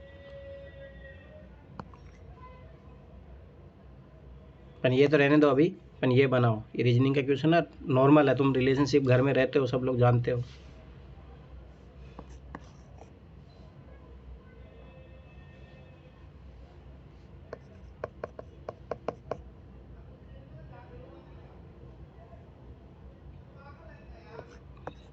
ये 4 बहन।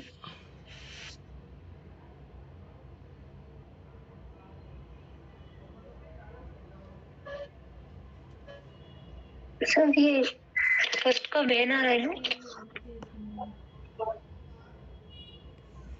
डी आएगा सर, बहन होगी वो।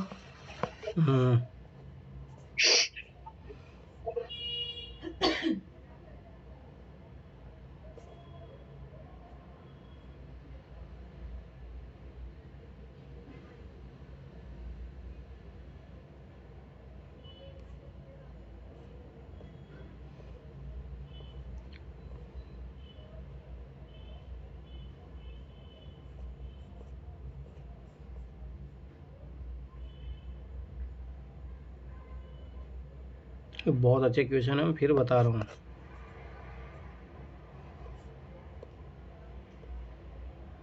देखो ये क्वेश्चन यूपीएससी ने अब की बार रिपीट किया।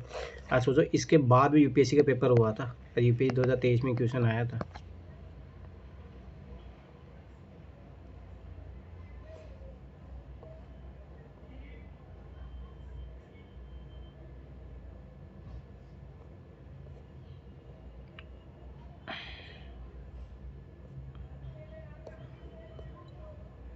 ये जो 4R होते हैं ना सर, 4R के क्वेश्चन मिला था ना, रिसाइकल, और ये वो क्लास 6 के एनसीईआरटी में है सर।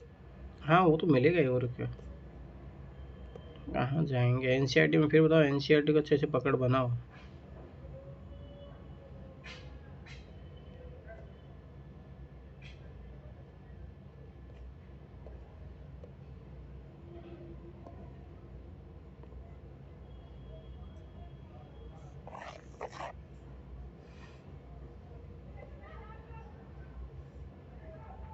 देखो यूपीएससी ने क्वेश्चन पूछा था देशी खता के बारे में 2020 में।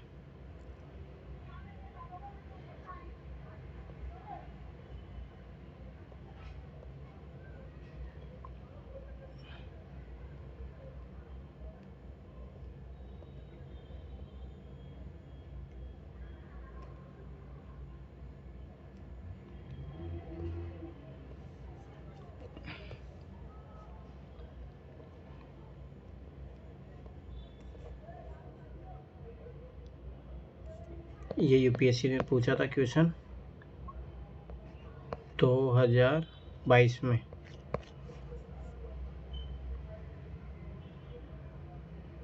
और ये अच्छा क्वेश्चन है, फिर बता रहा हूँ, आपकी ओर वापिस अशोक आएगा।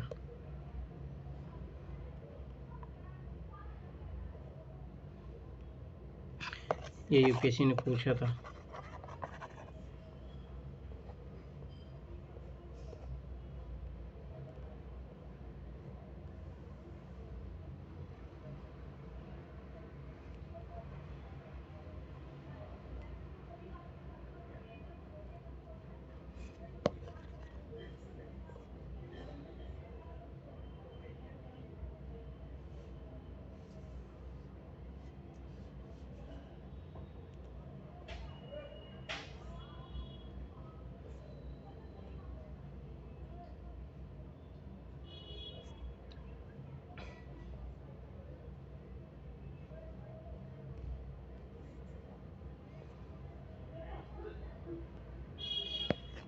देखो चिल्का झील रिपीशन क्वेश्चन पूछा 2023 में।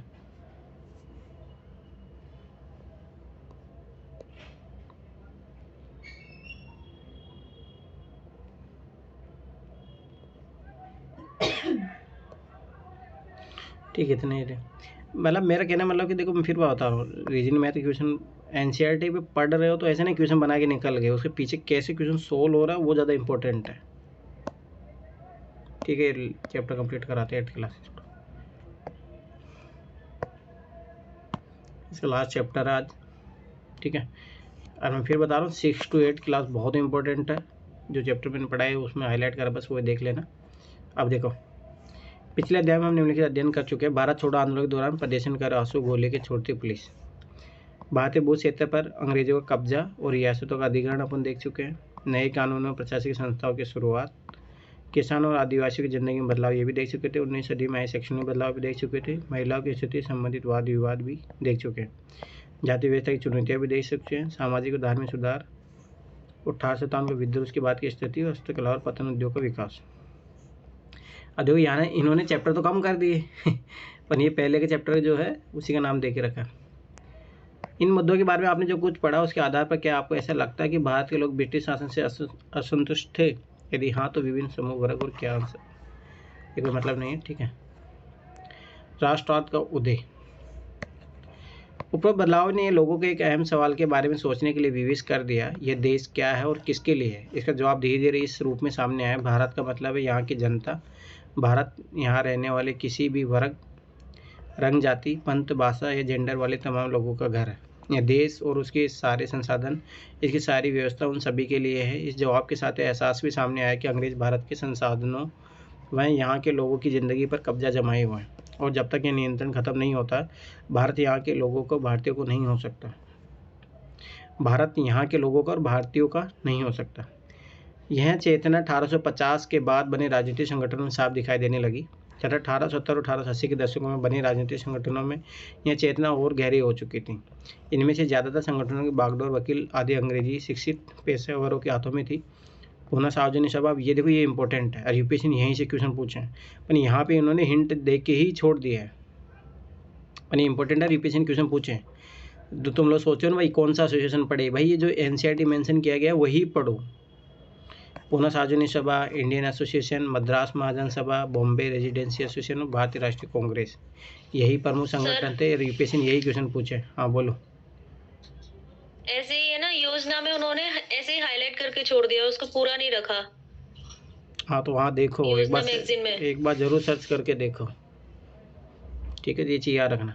अब देखो, पुनः सार्वजनिक सभा नाम को गौर से देखिए। सार्वजनिक का मतलब होता है सब लोगों का या सबके लिए, सर्व सभी जनक मतलब लोगों का। हालांकि इनमें से बहुत सारे संगठन देश के खास हिस्सों में काम कर रहे थे, लेकिन वे अपने लक्ष्य को भारत के सभी लोगों को लक्ष्य बताते थे। उनके मुताबिक उनके लक्ष्य किसी खास इलाके, समुदाय, वर्ग के लक्ष्य नहीं थे।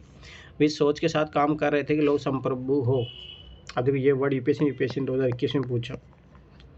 संप्रभु का मतलब होता है बाहरी हस्तक्षेप के बिना स्वतंत्र रूप से कदम उठाने की क्षमता।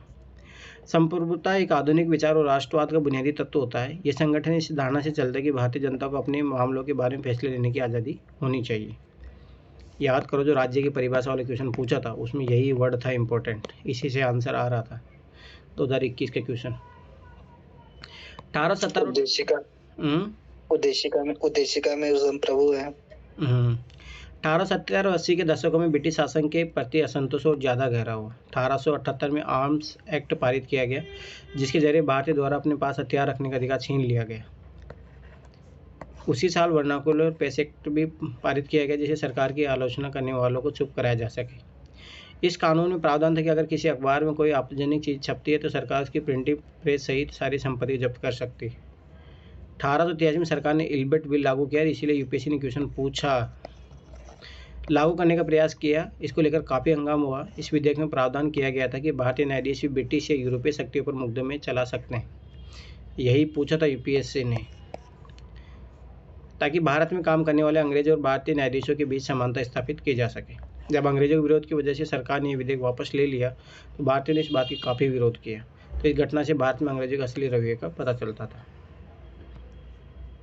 पढ़े लिखे भारतीयों के अखिल भारतीय संगठन की जरूरत 1880 से महसूस की जा रही थी, परंतु इल्बर्ट विधेयक ने इस चाह को और गहरा कर दिया। 1885 में देश भर के 72 प्रतिनिधियों ने बम्बई में सभा करके भारतीय राष्ट्रीय कांग्रेस की स्थापना किया। याद रखना, ये भी इंपॉर्टेंट फैक्ट है। संगठन के प्रारंभिक नेता थे दादा भाई नौरोजी, फिरोज शाह मेहता, बद्रुद्दीन तैयब जी, WC बनर्जी, सुरेंद्रनाथ बनर्जी, रोमेश चंद्र दत्त, S सुब्रमण्यम अय्यर और अन्य प्राय बम्बई और कलकत्ता के थे। नौरोजी व्यवसाय और प्रचारक थे। वे लंदन में रहते थे, कुछ समय के लिए ब्रिटिश संसद के सदस्य रहे थे। याद करना, यूपीएससी ने क्वेश्चन पूछा है 1995 में, आप जाके देखोगे तो।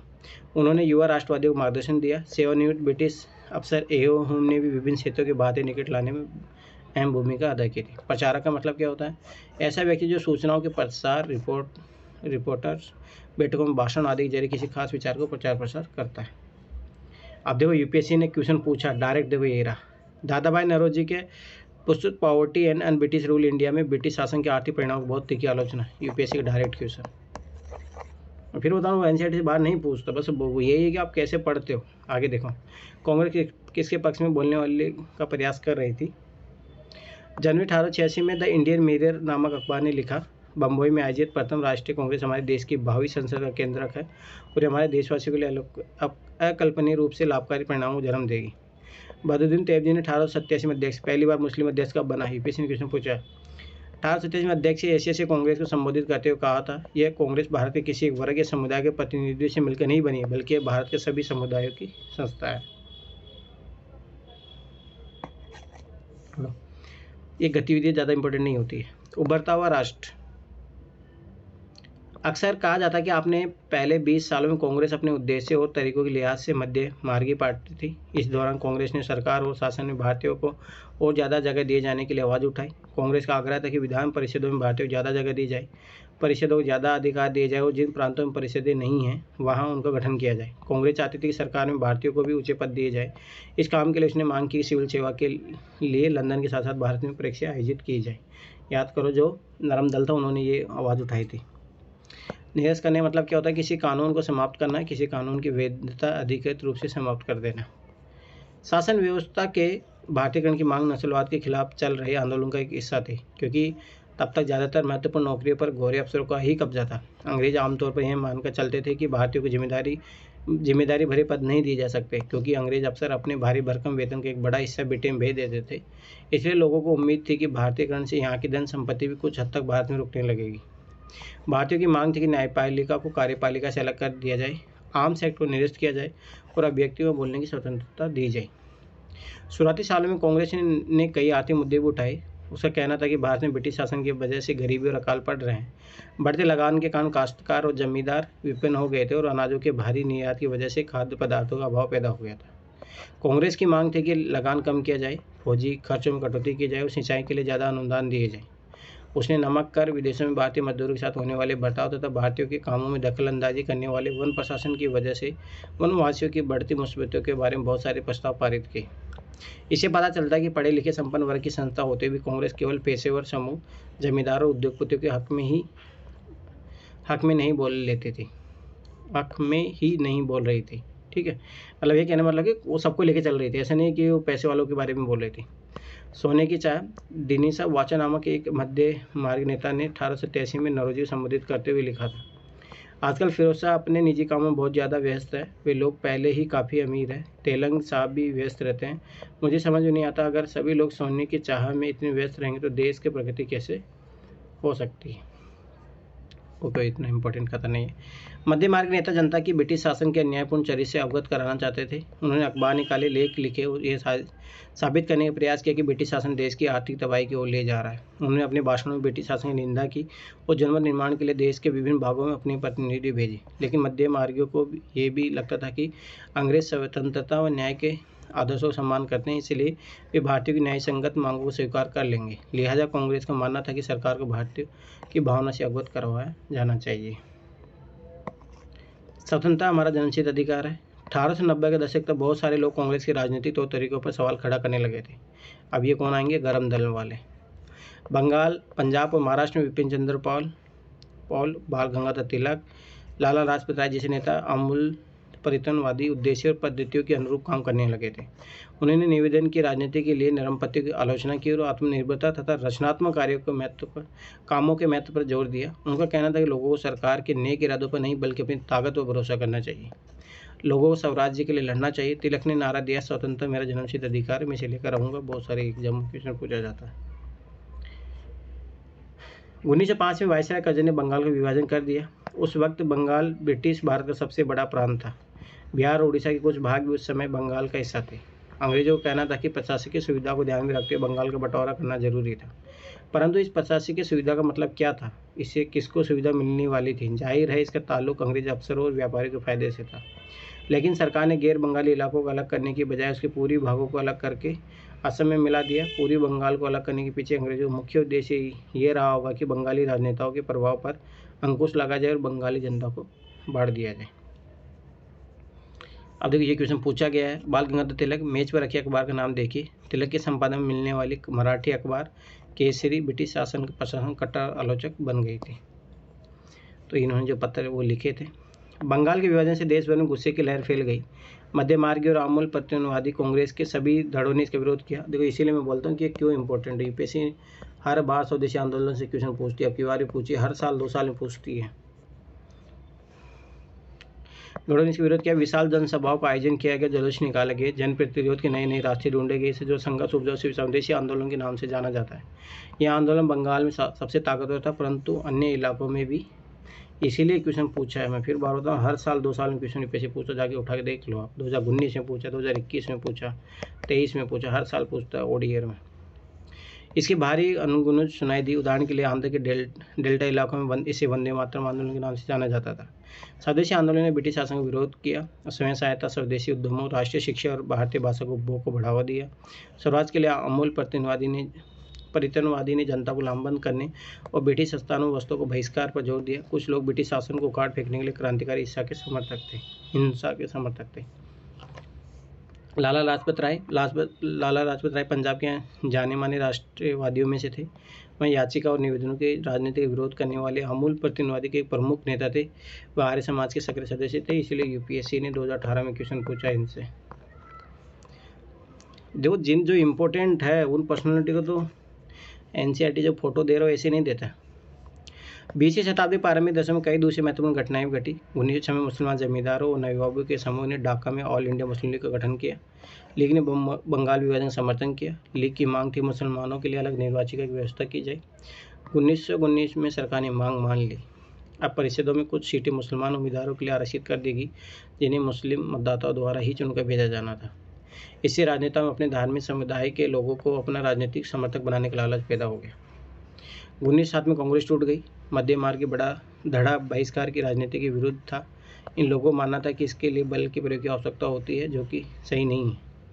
संगठन टूटने के बाद कांग्रेस पर मध्य मार्गी का दबदबा बन गया, जबकि तिलक के अनुयायी बाहर से काम करने लगे। दिसंबर 1915 में दोनों खेमों में एक बार फिर एकता स्थापित हुई।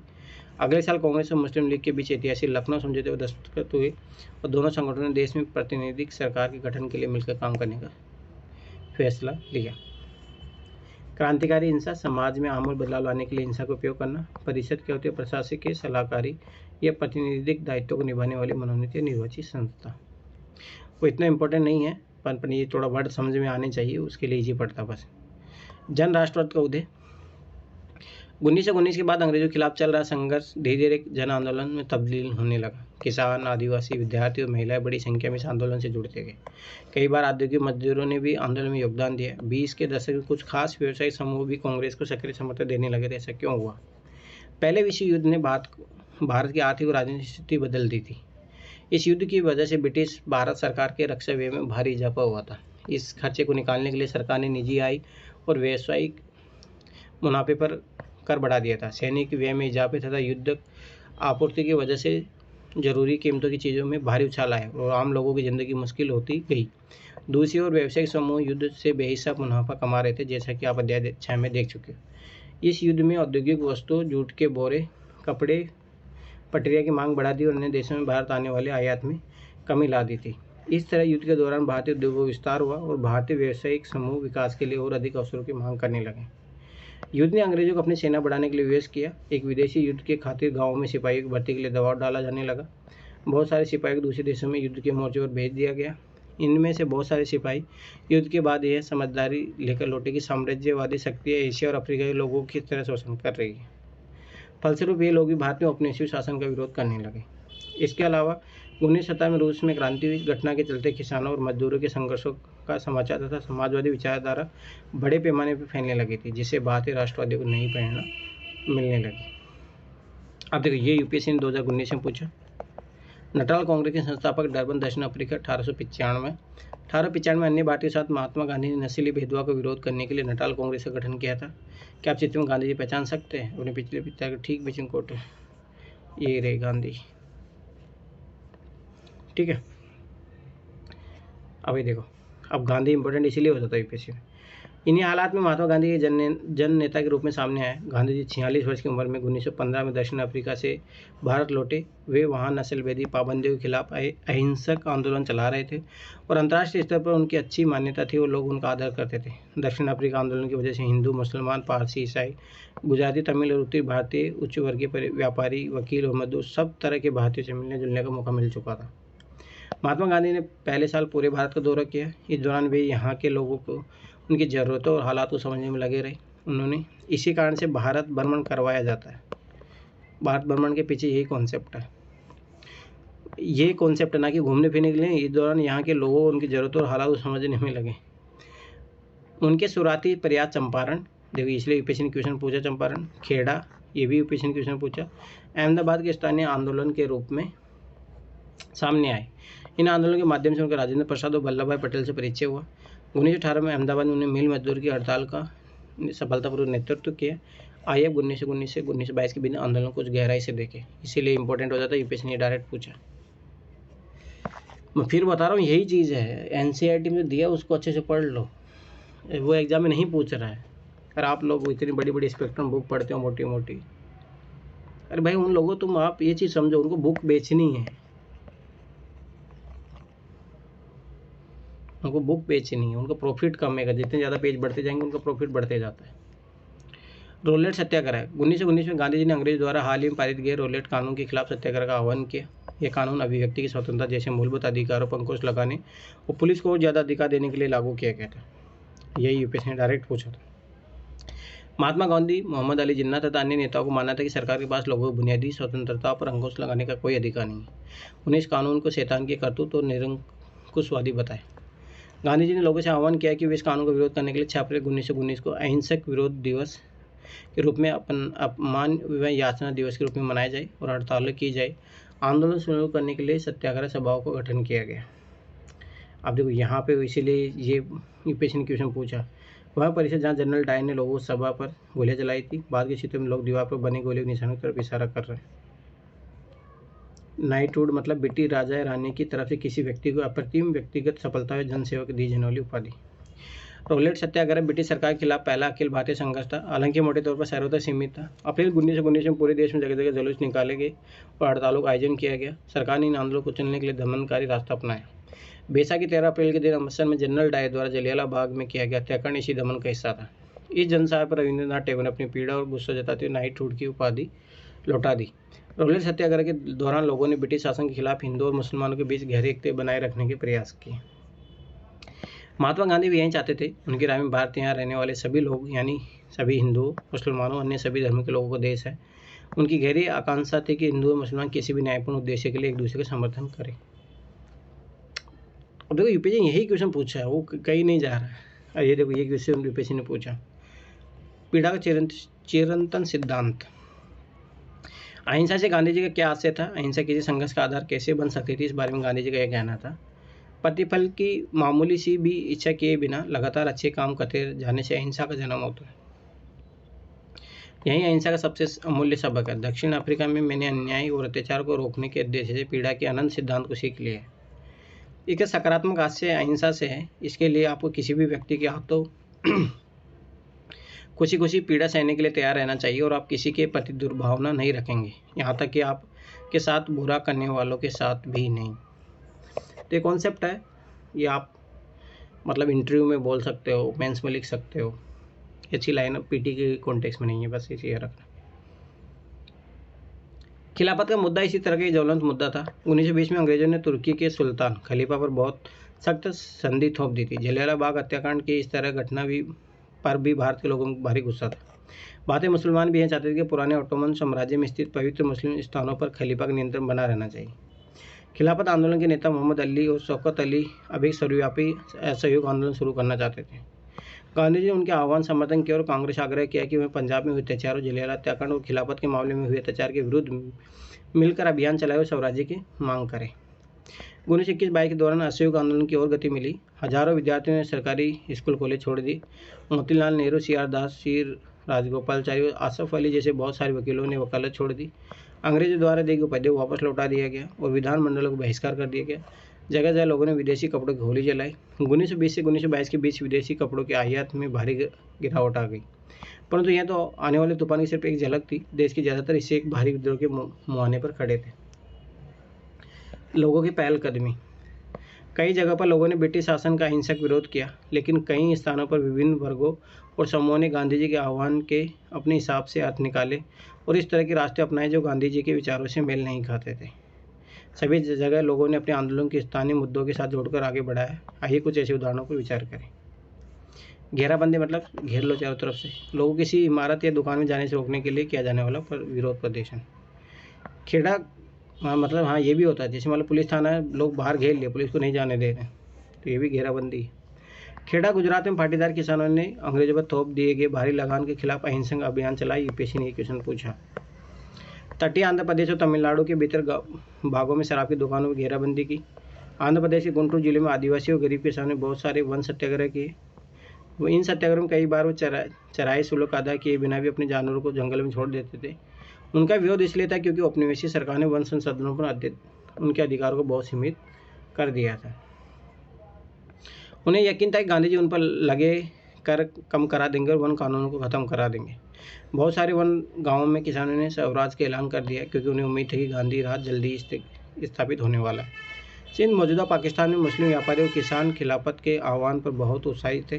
बंगाल में खिलाफत असहयोग के गठबंधन ने जबरदस्त सांप्रदायिक एकता का जन्म दिया और राष्ट्रीय आंदोलन की एक नई ताकत प्रदान की।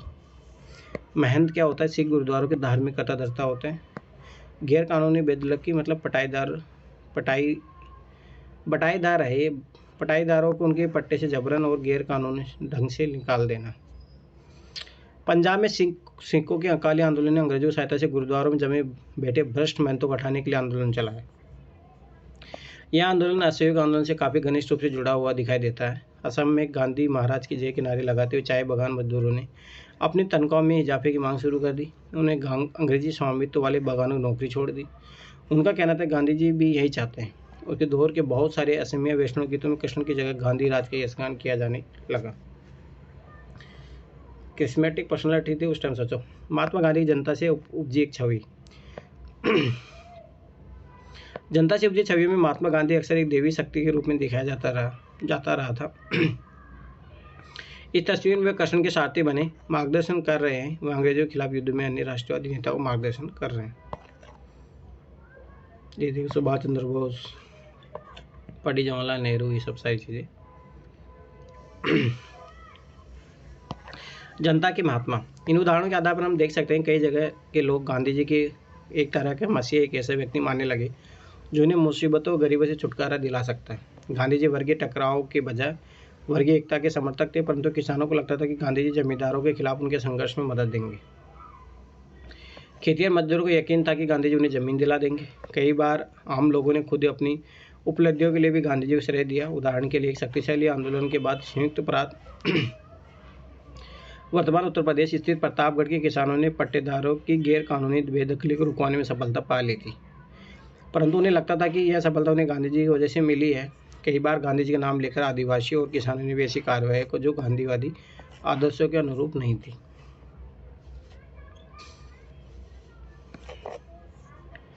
वहीं थे जिन्होंने प्रतापगढ़ में बेदखली रुकवाई थी। इलाहाबाद जिले में किसान आंदोलन पर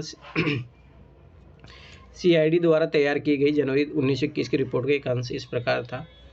दूर दराज के गाँव में भी गांधी जी का नाम सिक्का जितना चलने लगा है उसके देखकर अचंभा होता है। किसी को भी पता नहीं है कि वह कौन है, ये क्या है। फिर भी सबने मान लिया कि वे जो कहते हैं वह सही है और उनका जो भी आदेश हो पूरा होना चाहिए। वह एक महात्मा है, साधु, एक पंडित, इलाहाबाद के एक ब्राह्मण, यहाँ तक एक देवता है। उनके नाम असली ताकत का अंदाजा इस बात से लगाया जा सकता है। प्रतापगढ़ के लोग मानते कि उन्होंने बेदखली रुकवाई थी। आमतौर पर गांधी जी के लोग सरकार को विरोधी नहीं मानते बल्कि केवल जमींदारों को विरोधी मानते। हम गांधी जी और सरकार के पक्ष में हैं। अब जो चित्तरंजन दास, यही क्वेश्चन बना था। स्वतंत्रता आंदोलन में चित्तरंजन दास एक मुख्य नेता थे। वह पूरी बंगाल में वकील के थे और सहयोग आंदोलन में काफ़ी सक्रिय रहे। अब देखो, मतलब ये मॉडर्न हिस्ट्री का सारा रिवीजन करवा देगा, इसमें इम्पोर्टेंट चीज़ें।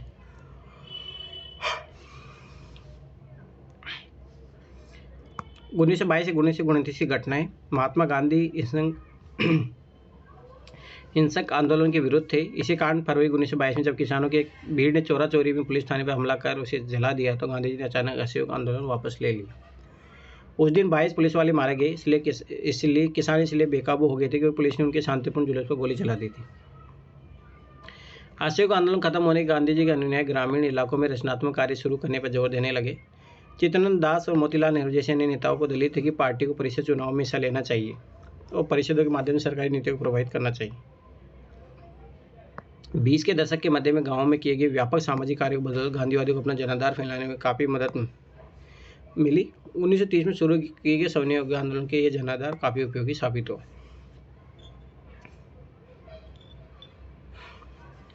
भारतीय कम्युनिस्ट पार्टी और हिंदुओं के संगठन राष्ट्रीय स्वयं संघ की स्थापना 20 के दशक के मध्य दो महत्वपूर्ण घटनाएं थी। भारत को भविष्य को लेकर इन पार्टियों की सोच में गहरा फर्क रहा। अपने अध्यापकों की सहायता से उनके विचार के बारे में पता लगाई। उसी दौरान क्रांतिकारी राष्ट्रवादी भगत सिंह भी सक्रिय थे। दशक के आखिर में कांग्रेस, अब देखो ये UPSC ने डायरेक्ट पूछा, साइमन गो बैक 2-3 बार क्वेश्चन पूछा है। ने पूर्ण स्वराज्य प्रस्ताव पारित किया। जवाहरलाल नेहरू की अध्यक्षता में 1929 में पारित किए गए इस प्रस्ताव को आधार पर 26 जनवरी 1930 को पूरे देश में स्वतंत्रता दिवस मनाया गया। ये चीज भी यूपीएससी ने पूछा है। एक मिनट रुको।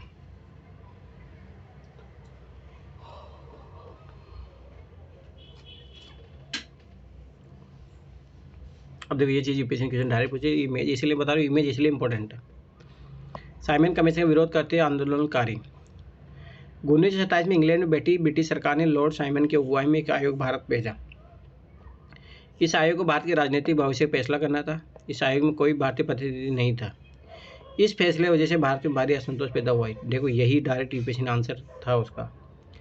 सभी राजनीतिक संगठनों ने भी आयोग का बहिष्कार किया। जब कमीशन के सदस्य भारत पहुंचे तो प्रदर्शन के साथ उनका स्वागत किया गया। प्रदर्शनकारी को नारा था साइमन वापस जाओ, साइमन गो बैक। बहरे कानून सुनाने के लिए धमा की जरूरत होती है। इंकलाब जिंदाबाद, इंकलाब जिंदाबाद। भगत सिंह, चंद्रशेखर आज़ाद, सुखदेव और अन्य जैसे अनेक क्रांतिकारी राष्ट्रवादी औपनिवेशिक शासन तथा अमीर शोषक वर्गों से लड़ने के लिए मजदूर और किसानों की क्रांति चाहते थे। इस काम को पूरा करने के लिए उन्होंने 1928 में दिल्ली स्थित फिरोजशाह कोटला में हिंदुस्तान सोशलिस्ट रिपब्लिकन एसोसिएशन की स्थापना की। 17 दिसंबर 1928 को भगत सिंह, चंद्रशेखर आज़ाद और राजगुरु ने लाला लाजपत राय पर लाठीचार्ज करने वाले सैंडर्स नामक पुलिस के अफसर की हत्या की। इसी लाठीचार्ज के कारण बाद में लाला लाजपत राय की मृत्यु हो गई थी। अपने साथी राष्ट्रवादी बीके दत्त के साथ भगत सिंह ने 8 अप्रैल 1919 को केंद्रीय विधान परिषद में बम फेंका था। क्रांतिकारी ने अपने परिचय में कहा था कि उनका मकसद किसी को जान लेना नहीं बल्कि बहरों को सुनाना है तथा विदेशी सरकार को उसके द्वारा किए जा रहे भयानक शोषण से अवगत कराना है। भगत सिंह, सुखदेव और राजगुरु 23 मार्च 1931 को फांसी पर चढ़ा दिया गया। उस समय भगत सिंह की आयु सिर्फ 23 साल थी। दांडी मार्च। यूपीएससी ने क्वेश्चन पूछा। पूर्ण स्वराज्य अपने आप आने वाला नहीं था। इसके लिए लोगों को लड़ाई में उतरना था। 1930 में गांधी जी ने ऐलान किया कि वह नमक कानून तोड़ने के लिए यात्रा निकालेंगे। उस समय नमक के उत्पादन और बिक्री पर सरकार का एकाधिकार होता था। महात्मा गांधी और अन्य राष्ट्रवादियों का कहना था कि नमक पर टैक्स वसूलना पाप है, क्योंकि यह हमारे भोजन का बुनियादी हिस्सा होता है। नमक सत्याग्रह ने स्वतंत्रता की व्यापक चाह को लोगों की एक खास शिकायत से भी जोड़ दिया था और इस तरह अमीरों और गरीबों के बीच मतभेद पैदा नहीं होने दिए। गांधी जी और उनके अनुयायी साबरमती से 240 किलोमीटर दूर स्थित दांडी तट चलकर, ये यहाँ इंपॉर्टेंट फैक्ट याद रखना, साबरमती से चले थे और कहाँ पहुँचे थे? दांडी पे चल के पैदल गए और वहाँ उन्होंने तट पर बिखरा हुआ नमक इकट्ठा करके नमक कानून का सार्वजनिक रूप से उल्लंघन किया। महात्मा गांधी प्राकृतिक नमक इकट्ठा करते हुए नमक कानून का उल्लंघन कर रहे। दांडी 6 अप्रैल 1930। उन्होंने पानी उबालकर भी नमक बनाया। इस आंदोलन में किसानों, आदिवासियों और महिलाओं ने बड़ी संख्या में हिस्सा लिया। नमक के मुद्दे पर एक व्यावसायिक संघ ने पर्चा प्रकाशित किया। सरकार ने शांतिपूर्ण सत्याग्रह को निर्मम दमन के जरिए आंदोलन को कुचलने का प्रयास किया। हजारों आंदोलनकारियों को जेल में डाल दिया गया। अब रुक जाओ 1 मिनट यहाँ पे। अब देखो ये सरोजिनी नायडू है। यूपीएससी ने इसीलिए क्वेश्चन पूछा है इसके बारे में, 2-3 बार क्वेश्चन पूछ चुके हैं। महात्मा गांधी के साथ सरोजिनी नायडू पेरिस 1931। 1920 के दशक शुरुआत से ही राष्ट्रीय आंदोलन में सक्रिय सरोजिनी नायडू दांडी यात्रा के मुख्य नेताओं में से एक थी। भारतीय राष्ट्रीय कांग्रेस के अध्यक्ष के पद पर पहुंचने वाली पहली महिला थी। यही यूपीएससी ने पूछा था। याद रखना 1925 में बनी थी, इसीलिए इमेज ये सब इंपॉर्टेंट हो जाती है। स्वतंत्रता संघर्ष में महिलाएं। कर्नाटक की अंबाबाई। राष्ट्रीय आंदोलन में अलग अलग पृष्ठभूमि वाली बहुत सारी महिलाओं ने हिस्सा लिया। ये यूपीएससी मेंस का क्वेश्चन है। युवाओं, वृद्ध, अकेली और विवाहित, ग्रामीणों, शहरियों से रूढ़िवादी, उदारवादी सभी तरह के माहौल से आने वाली महिला आंदोलन में शामिल हुई। स्वतंत्रता संघर्ष, महिला आंदोलन सभी उनके लिए भी जमींदार ये हिस्सेदारी बहुत महत्वपूर्ण थी। अंग्रेज अफसरों और भारतीय राष्ट्रीयवादियों ने दोनों को लगता था कि महिलाओं की सहभागिता ने राष्ट्रीय संघर्ष को जबरदस्त ताकत दी। स्वतंत्रता आंदोलन में हिस्सेदारी के कारण महिलाएं घरों से बाहर आने लगी। इसने उन्हें विभिन्न व्यवसायों और शासन में जगह दिलाई और पुरुषों के साथ समानता का मार्ग प्रशस्त किया। महिलाओं के लिए सहभागिता क्या अर्थ था? इसकी सबसे अच्छी अभिव्यक्ति खुद उन्हीं के शब्दों में देखी जा सकती है। कर्नाटक की अंबाबाई का विवाह 12 साल की उम्र में कर दिया गया। 16 साल की उम्र में वो विधवा हो गई। सोचो। उन्होंने उडुपी में विदेशी कपड़ों और शराबों की दुकान की घेराबंदी की। उन्हें गिरफ्तार भी किया गया और सजा दी गई। रिहा होने पर उन्हें दोबारा गिरफ्तार कर लिया गया। जब भी वह जेल से बाहर होती, सभाओं में भाषण देती, बुनाई कताई सिखाती और प्रभात फेरियों का आयोजन करती। अम्बाबाई इन्हें अपने जीवन की सबसे सुखद क्षण मानती थी, क्योंकि ऐसे क्षणों में उन्हें एक नया मकसद और नई प्रतिबद्धता दिखाई देती थी। आंदोलन में हिस्सेदारी के अपने अधिकार को मनवाने के लिए महिलाओं को काफ़ी जिद्दोजहद करनी पड़ती थी। उदाहरण के लिए नमक सत्याग्रह के दौरान शुरुआत में खुद महात्मा गांधी भी महिलाओं की हिस्सेदारी के समर्थन में नहीं थे। याद रखने स्टेटमेंट बना देगा। आखिरकार सरोजिनी नायडू ने इस बात के लिए तैयार किया और महिलाओं को आंदोलन में शामिल होने दी। तो ये चीज़ याद रखना कि बोल दे कि भाई नमक सत्याग्रह के टाइम गांधी जी समर्थन में थे महिलाओं के, ये स्टेटमेंट बन सकता है। आगे देखो, भारतीय जनता के साझा संघर्षों के चलते आखिरकार 1935 गवर्नमेंट ऑफ इंडिया एक्ट में प्रांतीय स्वायत्तता का प्रावधान किया गया। एक मिनट रुकना।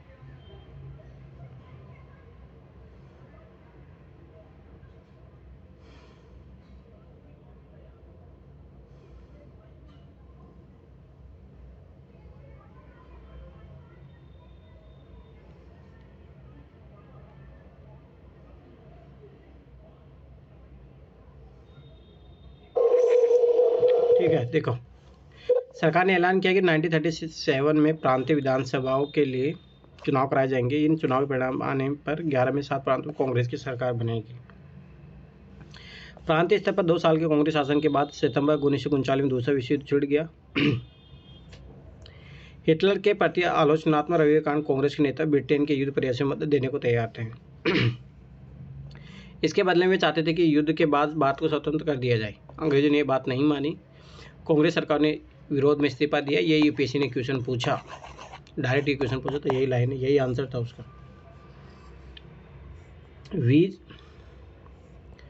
वीर लखन नायक को फांसी दे दी गई।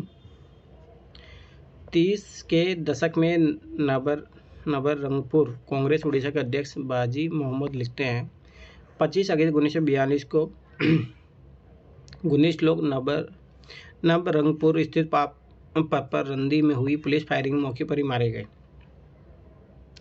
बहुत सारे लोग बाद में घावों में कारण मर गए। 300 से ज़्यादा लोग घायल हुए।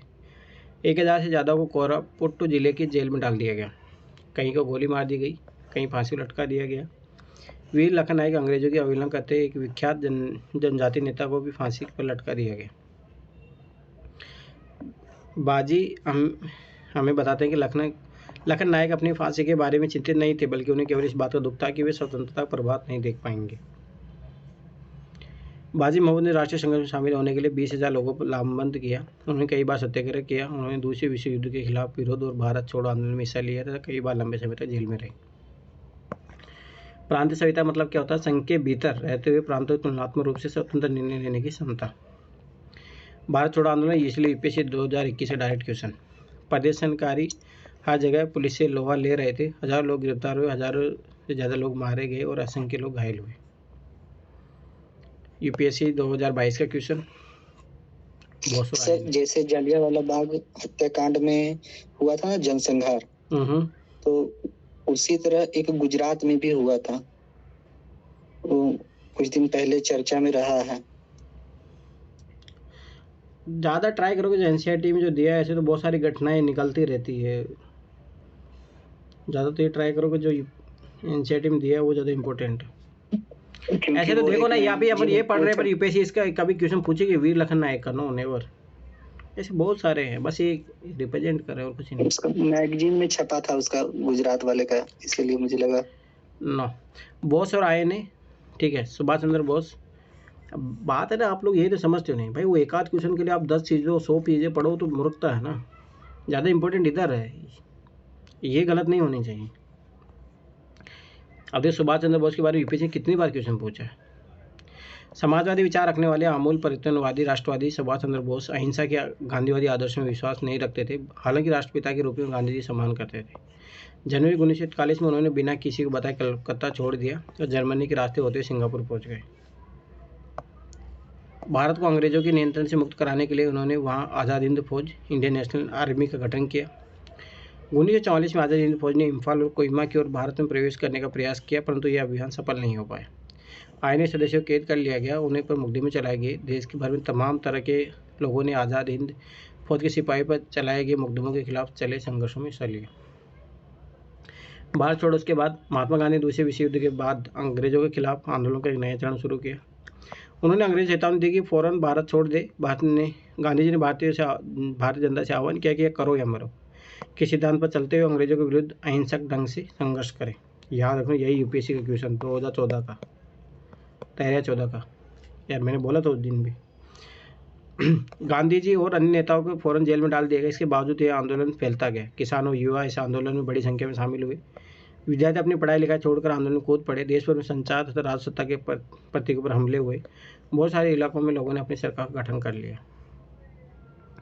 सबसे पहले अंग्रेजों ने बर्बर दमन का रास्ता अपनाया। 1943 के अंत तक 90,000 से ज़्यादा लोग गिरफ्तार कर लिए गए और लगभग 1,000 लोग पुलिस को गोली से मारे गए। बहुत सारे इलाकों में हवाई जहाज़ों से भी भीड़ पर गोले बरसाने के आदेश दिए गए, परंतु आखिरकार इस विद्रोह ने ब्रिटिश राज को घुटने टेकने के लिए मजबूर कर दिया। स्वतंत्रता और विभाजन की ओर 1940 मुस्लिम लीग ने देश के पश्चिमोत्तर और पूर्वी क्षेत्रों में मुसलमानों के लिए स्वतंत्र राज्य की मांग करते हुए एक प्रस्ताव पारित किया।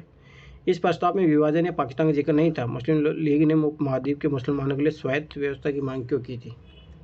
1930 के दशक के आखिरी सालों में लीग मुसलमानों और हिंदुओं को अलग अलग राष्ट्र मानने लगी थी। इस विचार पर पहुंचने में 20-30 के दशक में हिंदू और मुसलमानों को संगठनों के बीच हुए तनाव। अभी तो ये सारे इंपॉर्टेंट है, का भी रहा होगा, ठीक है। 1936 के प्रांतीय चुनाव में संभवतः से भी ज़्यादा बड़ा कारण रहे। इन चुनावों में मुस्लिम लीग को इस बात का यकीन दिला दिया था कि यहाँ मुसलमान अल्पसंख्यक हैं और किसी भी लोकतांत्रिक शासन में उन्हें हमेशा गौण भूमिका निभानी पड़ेगी। लीग का यह भी बहस था कि संभव है कि मुसलमानों को प्रतिनिधित्व नहीं मिल पाए। 1937 में मुस्लिम लीग संयुक्त प्रांत में कांग्रेस के साथ मिलकर सरकार बनाना चाहती थी, परंतु कांग्रेस ने इस प्रस्ताव को स्वीकार नहीं किया, जिससे फासला और बढ़ गया। 30 के दशक में मुस्लिम जनता को अपने साथ लामबंद करने में कांग्रेस की विफलता ने भी लीग को अपना सामाजिक सन्नाटा फैलाने में मदद दी। 40 के दशक के शुरुआती सालों में जिस समय कांग्रेस के ज़्यादातर नेता जेल में थे, उस समय लीग ने अपना प्रभाव फैलाने के लिए तेजी से प्रयास किए। 1945 में विश्व युद्ध खत्म होने के बाद अंग्रेजों ने भारतीय स्वतंत्रता के लिए कांग्रेस और लीग से बातचीत शुरू कर दी। यह वार्ता असफल रही क्योंकि लीग का कहना था कि उसे भारतीय मुसलमानों का एकमात्र प्रतिनिधि माना जाए। कांग्रेस दावे को मंजूर नहीं कर सकती क्योंकि बहुत सारे मुसलमान अभी भी उसके साथ थे। 1946 में दोबारा प्रांतीय चुनाव हुए। सामान्य निर्वाचन क्षेत्रों में कांग्रेस का प्रदर्शन तो अच्छा रहा, परंतु मुसलमानों के लिए आरक्षित सीटों पर लीग का बेजोड़ सफलता मिली। लीग पाकिस्तान की मांग पर चलती रही। मार्च 1946 में ब्रिटिश सरकार ने इस मांग को अध्ययन करने और स्वतंत्र भारत के लिए एक सही राजनीति बंदोबस्त सुझाने के लिए 3 सदस्यीय परिसंघ भारत भेजा। इस परिसंघ ने सुझाव दिया कि भारत अविभाजित रहे और उसे मुस्लिम बहुल क्षेत्रों को सहायता देते हुए ढीले ढाले महासंघ के रूप में संगठित किया जाए। कांग्रेस और मुस्लिम लीग दोनों ही इस प्रस्ताव के कुछ खास प्रावधानों पर सहमत नहीं थे। अब देश का विभाजन असंभव अवश्यभावी था। कैबिनेट मिशन की इस विफलता के बाद मुस्लिम लीग ने पाकिस्तान की अपनी मांग मनवाने के लिए जन आंदोलन शुरू करने का फैसला किया। 16 अगस्त 1946 को प्रत्यक्ष कार्रवाई दिवस मनाने का आह्वान किया। इस दिन कोलकाता में दंगे भड़क उठे जो कई दिनों चलते रहे। इन दंगों में हजारों लोग मारे गए। मार्च 1947 तक उत्तर भारत के विभिन्न भागों में हिंसा फैल गई। कई लाखों लोग मारे गए। असंख्य महिला विभाजन इस हिंसा में अकथनीय अत्याचारों का सामना करना पड़ा। करोड़ों लोगों अपने घर बाहर छोड़कर भागना पड़ा। अपने मूल स्थान से बिछड़ गए लोग रातों रात अजनबी जमीन पर शरणार्थी बन गए। विभाजन का नतीजा ये हो गया कि भारत की शकल सूरत बदल गई, उसके शहरों का माहौल बदल गया और एक नए देश पाकिस्तान जन्म हुआ। इस तरह ब्रिटिश शासन से स्वतंत्रता का आनंद विभाजन की पीड़ा और हिंसा के साथ हमारे सामने आया।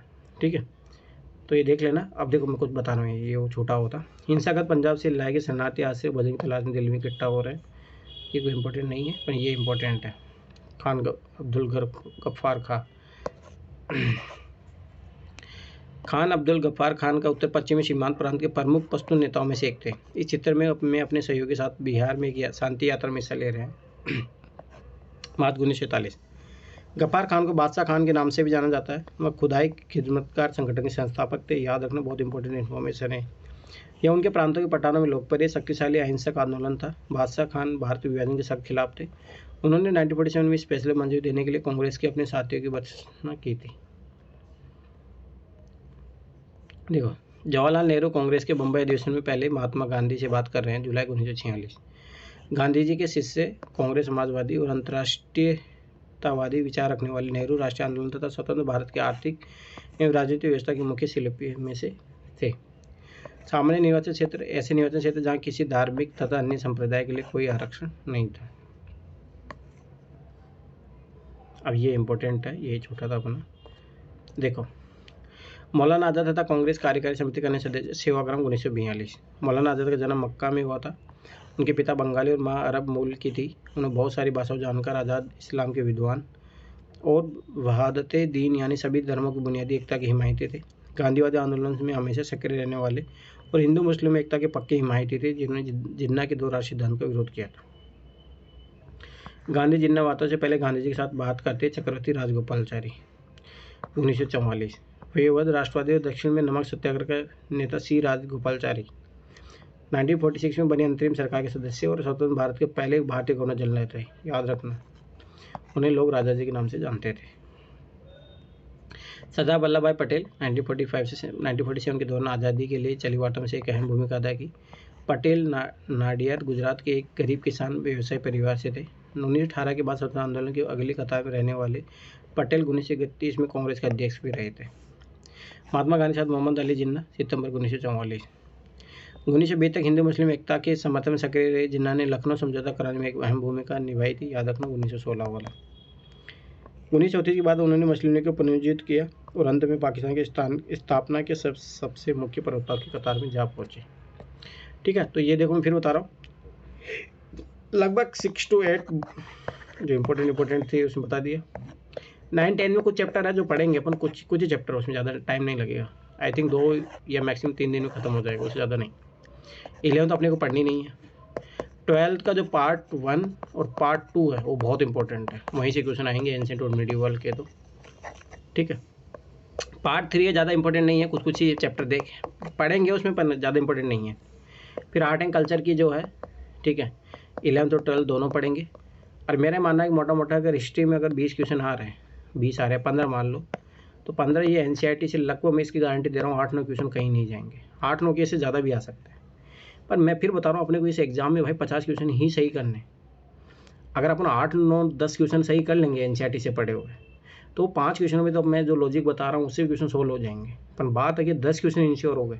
अपन हर चैप्टर मान लो कि इकोनॉमी में देखो बेसिक क्वेश्चन 5-6 क्वेश्चन NCERT से डायरेक्ट आते हैं। तो ये कह के कि अगर मैं फिर बता रहा हूँ, अगर आप 35-40 क्वेश्चन सही कर लिए, क्योंकि NCERT लगभग 50 क्वेश्चन आएंगे, मैं फिर बता रहा हूँ, और 30 से लेकर 35 क्वेश्चन तुम लोग सही कर लियो एकदम एक्यूरेट, मतलब अपने नॉलेज के बेस पे, फिर बाद में तो 15 क्वेश्चन जो है वो खेल ही लेंगे उसमें। और 50 क्वेश्चनों में अगर मान लो कि आधा भी खेले अपन, तो खूब आराम से 60-65 क्वेश्चनों पर पहुँचने का मतलब आराम से तुम लोग PT क्वालिफाई हो जाओगे। इसलिए बता रहा हूँ NCERT पर ज़्यादा ध्यान दो, इधर उधर ज़्यादा पढ़ने चक्करों मत पढ़ो। ठीक है, चलो होंगे नहीं भाभी सर। ठीक है, तो ये समझ में आ गया ना। तो कल अपन 2-3 दिन में नहीं लगेगा। आज क्या बार हो गया, थर्सडे हो गया ना, फ्राइडे 9th कंप्लीट हो जाएगी। 9th में कुछ है नहीं, 10th के 1-2 चैप्टर पढ़ने हैं। ठीक है, तो वो कंप्लीट हो जाएगी, वो मंडे तक कंप्लीट करा दूंगा मैं। ठीक, और रही पॉलिटिकल में लक्ष्मीकांत तो इंपॉर्टेंट तो लगवा दूंगा, उससे बाहर नहीं जाएंगे। पॉलिटिकल ही मान के चलो 15 क्वेश्चन आ रहे हैं तो 10 क्वेश्चन आ जाएंगे। अभी 2 चैप्टर बचे, वो नहीं, न्यू NCERT में नहीं है, हटा दिया उन्होंने। ठीक है, वो चैप्टर हटाए हैं तो अपन जो हटाए उसी पैटर्न पे पढ़ेंगे। अभी सारी उसी से पैटर्न में पढ़ रहे हैं। ठीक है, चलो ठीक है, तो बाय बाय, गुड नाइट, फिर मिलते हैं कल।